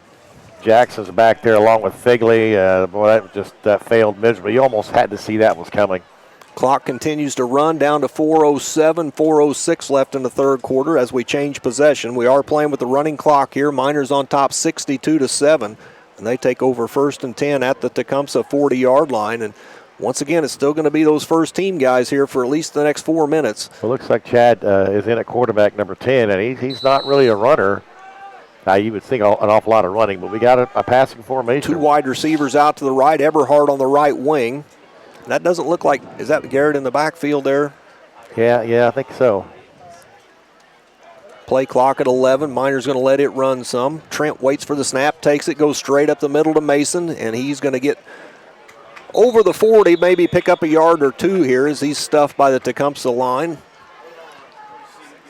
Clock continues to run. And they're going to get it down to the 39. So a pick up a 1 for Mason there. Makes it 2nd down and 9 for the Miners. Oh, and they're going to use every second of that play clock. So we're just going to be sitting here talking about whatever you can think to talk about. I guess all those sponsors can. Well, once again, we do want to thank them, and I'll run through that list again to make sure we get those sponsors thanked. Trent again out of the shotgun. Eberhard in motion. Handoff again up the middle to Mason. Breaks a tackle. Gets the first down inside the 30-yard line to the 28-29. Another nice run by Mason. Well, he's only had 6 carries tonight, and the success really has been coming from Muir, but he's went down about the 28-yard line. Down to the 28, so 9 more yards there. That's 32 yards on 7 carries, and you just got a feeling we're going to see a whole lot of Garrett Mason right here. But you got to laugh a little bit. Last week, Eberhard with 20-some carries, 240-some yards. Tonight, 1 carry for 27 yards. 1 for 27. And that really is the epitome of the Linton Miner offense. It really is. I mean, you want to stop this, then we'll take it somewhere else. And Trent this time going to give it up the middle again to Mason. Hard running down inside the 20. Yeah. Another first down, I believe, here. Just churns up field. Tackle out there. Looks like by Lautner, number 9. Down to about the 18-yard line, and let's see if they move the chains. Or we're going to call it 2nd and 1. So he picks up 9 down to the 19. 2nd and short for Linton. So 2nd and 1 down to 1:48 on the Highcom Security Services scoreboard clock. Also want to thank our other sponsors here along the way: Southside Express, Midwest Satellite, Anderson Poindexter Funeral Homes, Lions Health and Living Center, Asphalt Doctor, Greene County Daily World. Eberhard in motion, handoff again to Mason. Takes it towards the left side this time. He will get that first down.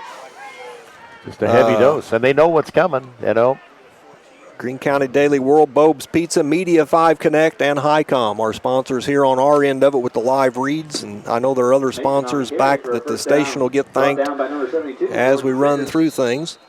So the ball taken down to the, where are they going to mark it at here? Can't see where the ball is at. 15-yard line, so about the 15. So 4 more yards for Mason. 1st and 10 for the Miners. Under a minute to go here in the quarter. Trent out of the shotgun, runner in motion, and Mason going to get it again. It's like you said, just a steady dose of Garrett up the middle there. No reason to do anything fancy here. I think they're just trying to get this third quarter over and get the JV on the field. Yeah, because they're just handing it right up the middle. McKinley's going to make the tackle. One of these times, Trent's going to keep it and pitch it out to one of those guys. It's going to be touchdown. Ball down to the 12-yard line, so pickup of about 3. Makes it 2nd and 7. Well, we learned from week 1, Mason's not going to get tired. He had a ton of carries in that first week game. It was his week the first week, Mitch's last week, and tonight's Tyler. Trent going to keep it himself this time. Plows ahead over the 10-yard line. Trying to fight for some more yardage. Close to another first down. That's going to be the last play of the third quarter. People getting up slow from a big pile up. We'll get the spot when we get back. That's going to do it for the third quarter. At the end of 3 on the Highcom Security Services scoreboard. Linton 62, Tecumseh 7. Back in 60 seconds. This is a Media 5 Sports production.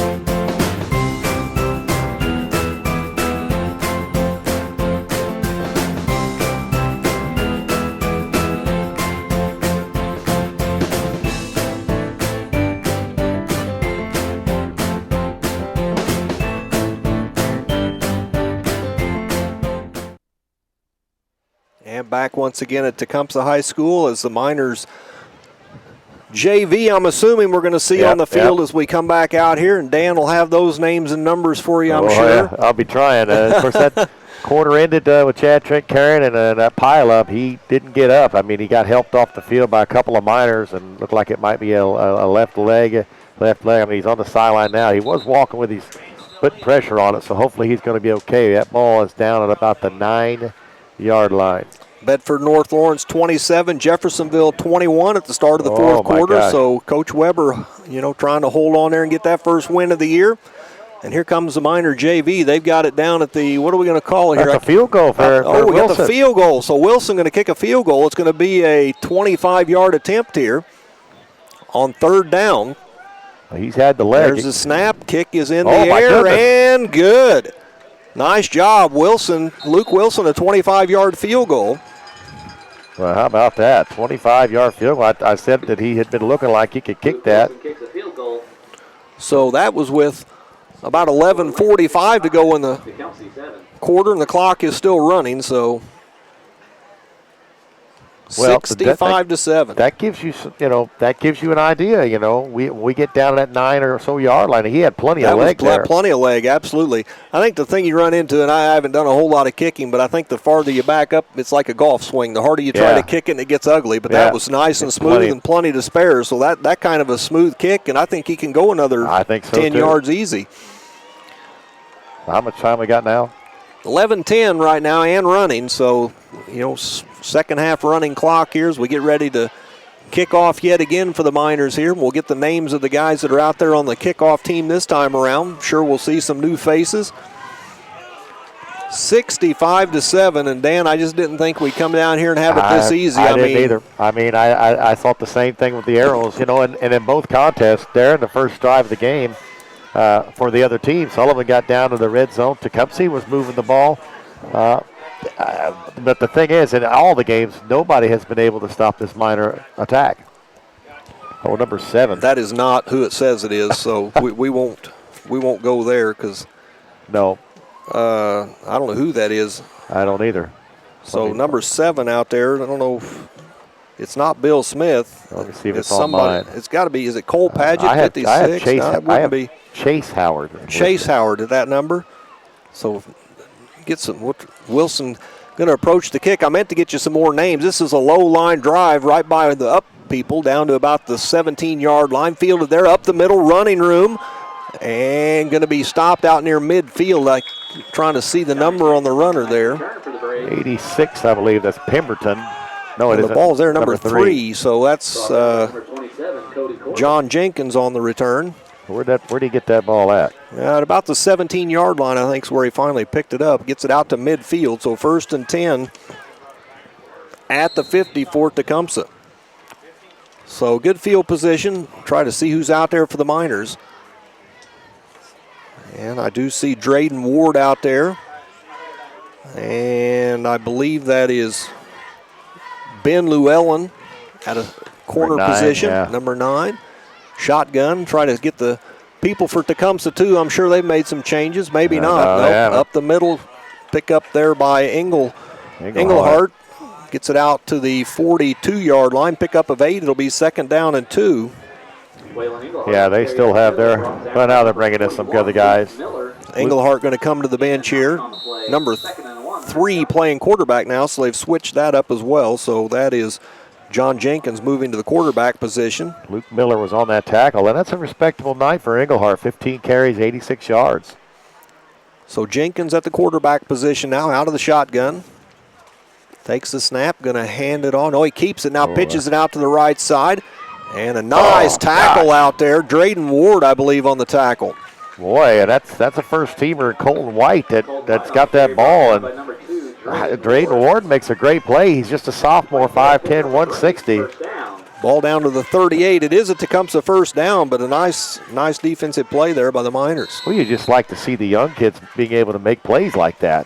Try to see who else is out there. Number 74, Josh Warnock out there. Another good-sized Miner at 6 foot 275. I imagine that's Chance Howard at linebacker with Ward and Miller on the other side. Corbin is the outside linebacker on the far side. Jenkins takes the snap, hands it off up the middle, some running room. That's number 22 on the carry to the left-hand side. He may go. He's going to get the touchdown there. Number 22 is Deacon Parker. So Deacon Parker with the touchdown for Tecumseh. Deacon Parker on the nice run for the touchdown score. That's going to be 38 yards. 7:35 to go. Well, if you recall last week against Sullivan, when they brought in the JV, or we brought in the JV kids, that Bedwell kid had 2 monster runs. 2 big runs. The JV defense has... I think the JV had a little bit of trouble at Monrovia the other night against a tough Monrovia ball club. And that's a Monrovia team we're going to be seeing next year. Number 54 back out to kick, John Dossett, 6'5", 260. And they await the snap here. 7 minutes. The clock continues to run. The kick is a low line drive, and it is no good. So the kick fails. And with 6:55 to go on the Highcom Security Services scoreboard, it's now Linton 65, Tecumseh 13. Back in 30 seconds, this is a Media 5 Sports production.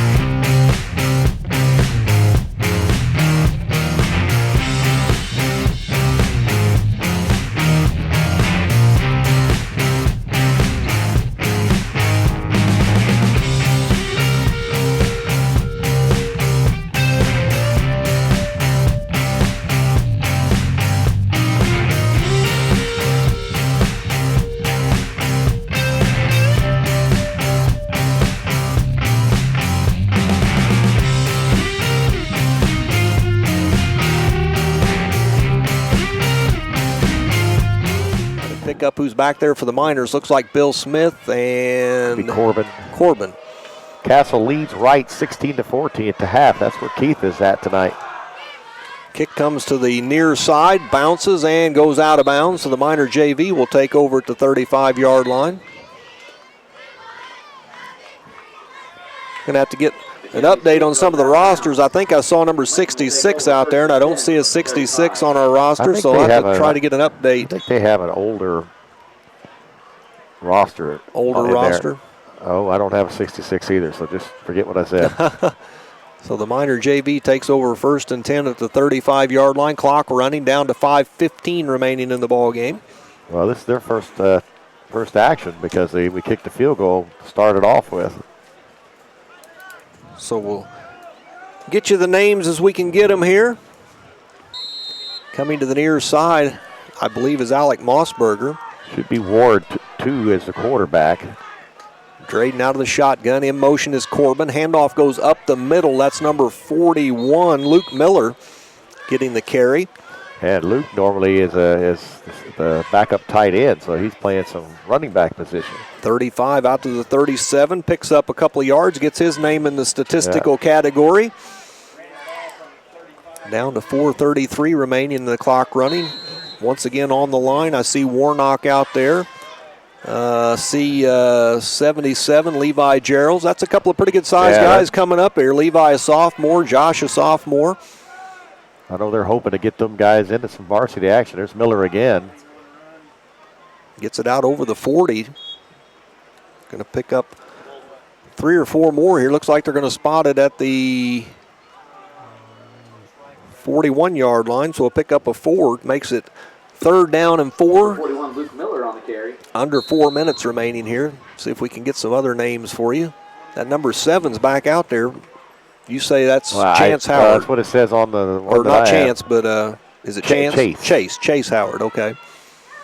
He looks pretty small. Oh, they're going to get him offside. I don't think it'll quite, it should be enough for a first down. So that should get the Miners the first down out to the 46-yard line. So a first down by penalty.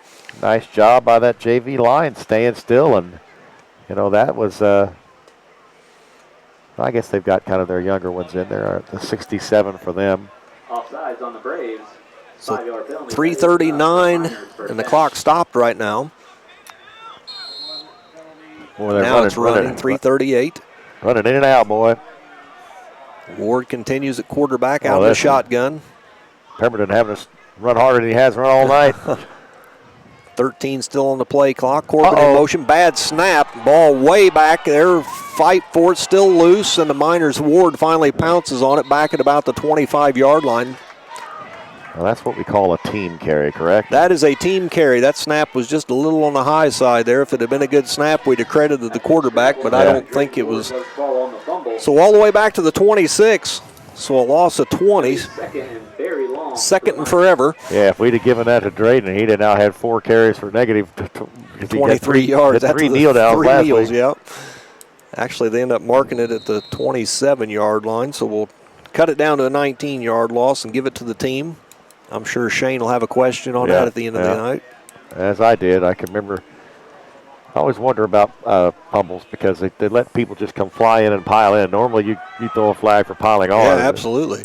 That's when guys get hurt. Runner in motion. Another high snap. This one's controlled. Handoff comes to Corbin, I believe, to the near side. Gets it still running. No, it's Miller again. So Miller, a little bit of a late tackle there, but not enough to warrant a flag, I don't believe. They're going to call him out of bounds at the 30. Luke Miller on the run. See where they put it down, the 30. It keeps going back. 8-yard line. So they're going to put it down to 38. He gets 11 of it back. 17 yards on 3 carries for Miller. And down to 2 minutes left. It always amazes me, Dan, they have to give a warning to the professional players and the college players to let them know there's 2 minutes left in a quarter, and high school kids just keep playing. Yeah. Ward out of the shotgun. Corbin in motion. He's going to take the handoff to the right side and fall forward to the 40, maybe the 41. And going to be a pickup of 3 as they put it across the 40 to the 41. It's going to be 4th down and about 15. Well, I don't see any punting going on here. 122 remains. 61 out there, Trevor Hill at the left tackle position. And now down to 12 on the play clock, 1:11 on the game clock. Ward out of the shotgun. Now try to draw them off again. Now they do. The first time they didn't, then they went over the second time around. He's going to do damage to his own head. He keeps hitting himself like that. The sophomore Tanner Hancock, that's twice now. And off he comes. Right up the middle there. 5 more yards. Takes it out to the 46. Brings up 4th and 10. 1 minute on the game clock. And the Miners have it 4th and 10 now, so a little easier opportunity for them here. Just occurred to me that, we saw Avery in a tight end there. Normally Miller was at that position, and I bet you it's because they're getting Miller some time at the JV running back position. 37-yard field goal for Bedford. They regain the lead 30-27 with 6:01 remaining. Holy moly. Is Coach Hayden still? Yes, he is. Yes. So now we're going to get a timeout and 31 seconds on the clock. Now they're going to get a delay of game, so they're going to mark it back. Goodness gracious. I really believe, Dan, what they're going to do is just run the clock out here. I don't think they're going to run any more plays, and I think they're just going to let the clock run out. can you just take a delay every play till it's all the way back to half? Well, I don't think under normal circumstances the clock, I think normally the clock stops. I got you. Down to 21 seconds that on the would be game funny, clock. Because even though the clock isn't going, you could just still run out to 25 seconds and just go backwards. Yeah, I mean, if the clock was restarting every time, you could really end the game. I mean, how far can they move it to the end zone? They're just going to run this out, so they're going to give them another delay penalty here. I'd just ignore it. I mean, I can't. 3 seconds, they stop the clock, or they're going to mark it. They're going to mark off the 5 yards, I guess. Against the Miners, it's another 5-yard penalty. Well, we're not taking a knee, so somebody's not getting the negative. There you go. We're going to let the team take care of the penalty yards this time around, and that should be the last play of the night. They'll restart the clock. It winds, and that's going to do it. So the final score on the HiCom Security Services scoreboard, Linton 65, Tecumseh 13. We'll be back in 2 minutes with the postgame show. You're listening to Linton Miner Football on QD 93.3 and WQTYradio.com, produced by Media 5 Sports. Yo! Delicious frozen yogurt in Linton is the perfect destination for a cool, good-for-you treat. Come try some of our amazing flavors. Then top off the flavor of your choice with over 40 different toppings to choose from. New flavors added weekly. Stop by downtown Linton today and see why it's yo delicious.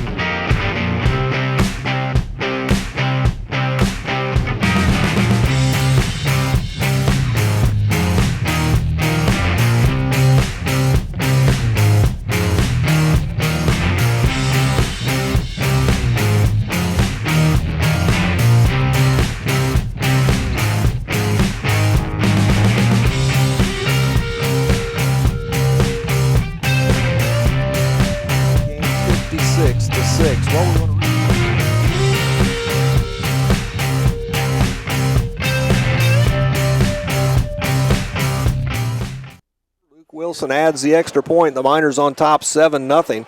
And just a minute and 31 seconds later, Dan, Pierce Jackson goes in from 6 yards out. Wilson adds the extra point. It's 14-0.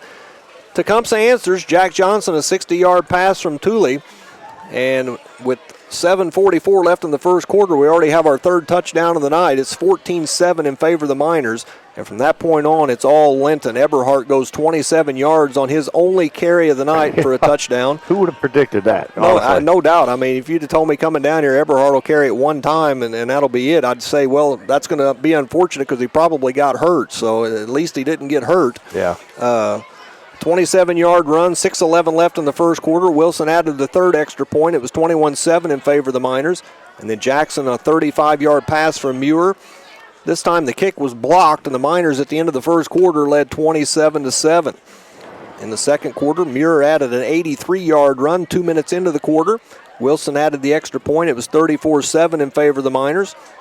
Jackson caught another touchdown pass, this time from Chad Trent, 32 yards out, 9:45, just 15 seconds later. That's that mirage of where they were at our 6-yard line looking at a 3rd and 1, and a pitch out kind of went awry. Chad Trent made a nice play, or Williams in a recovery. That eludes me who that was, but next play I think Muir had that gigantic run. And as fumble from the the kickoff, yeah. So it ends up being 41-7 after the extra point, and then Kendall Williams goes in from 37 yards out with 7:21 left in the quarter, makes it 48-7 after Wilson's extra point. Garrett Mason gets on the board with a 1-yard run with 4:57 left in the first half. Wilson adds another extra point, and at the half it was 55-7 in favor of the Miners. And in the second half we play with the running clock. The Miners able to put on 10 more points. Muir a 32-yard run with 9:48 left in the third.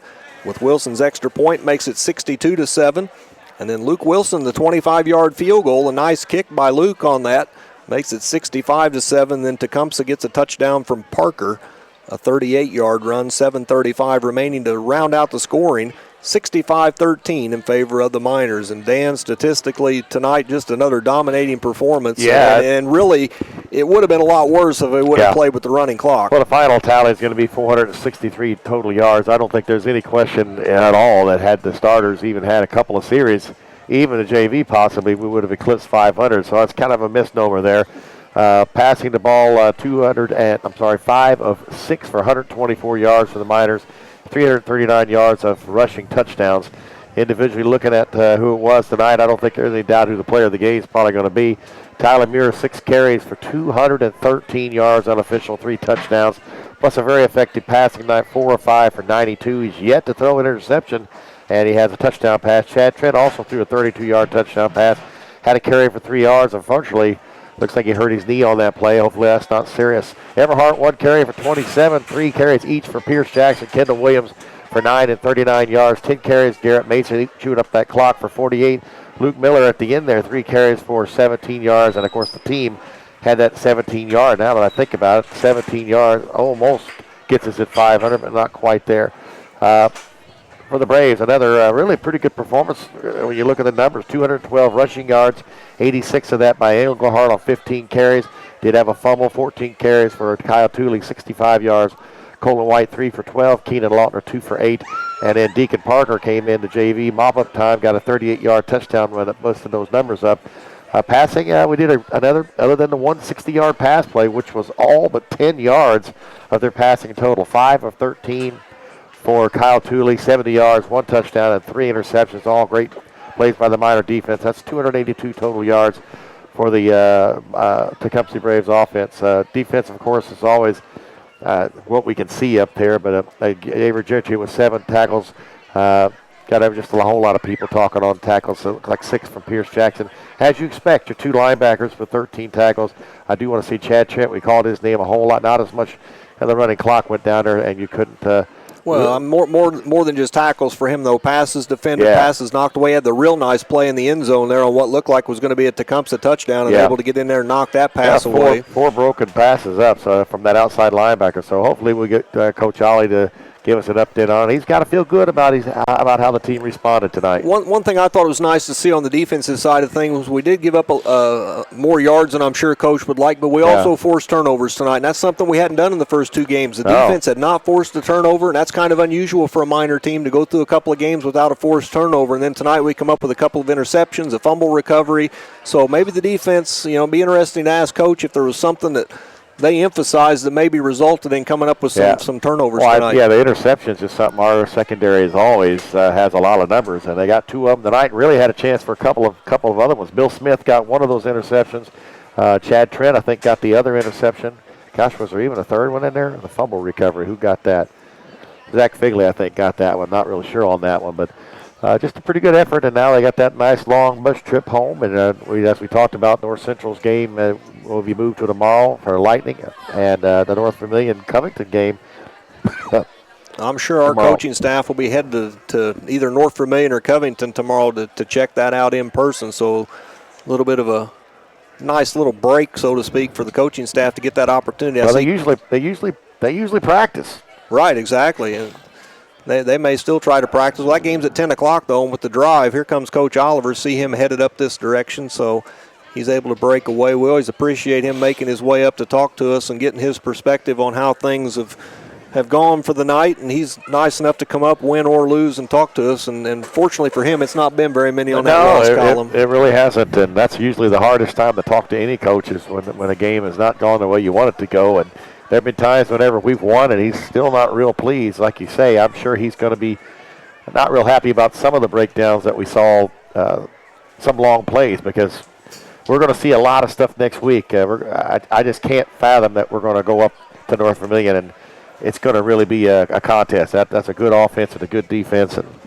and we need to make a statement up there because they kind of handed it to us last year. Yeah, take a minute. Here he is. He's going to make his way up here behind us, and we'll let him split in between us tonight, and we'll let the cameras get on him. So. Oh, cameras. I didn't know they were on. Hey, Coach. I kind of got that wire tangled up for you there, Coach. I don't know if we can run it back through one time and give you a little more room there to talk, or maybe even a couple of times. And we didn't know he was an audio engineer. There we go. Nice. All right. Coach, first of all, how do you think the kids responded to this first long road trip? Well, how many points we put up? 65? Yeah. I think we responded pretty well. You have to be pleased. Again, the people on the stat world are just going to be freaked because here's your 200-yard rusher from last week. 1 carry, 27 yards, and a touchdown. Now you got your quarterback Muir, 200 and, what did I say that was? 231, something like that. 213, 6 carries. It's a pretty good carry per average. Again, try to stop one guy. You got all sorts of weapons.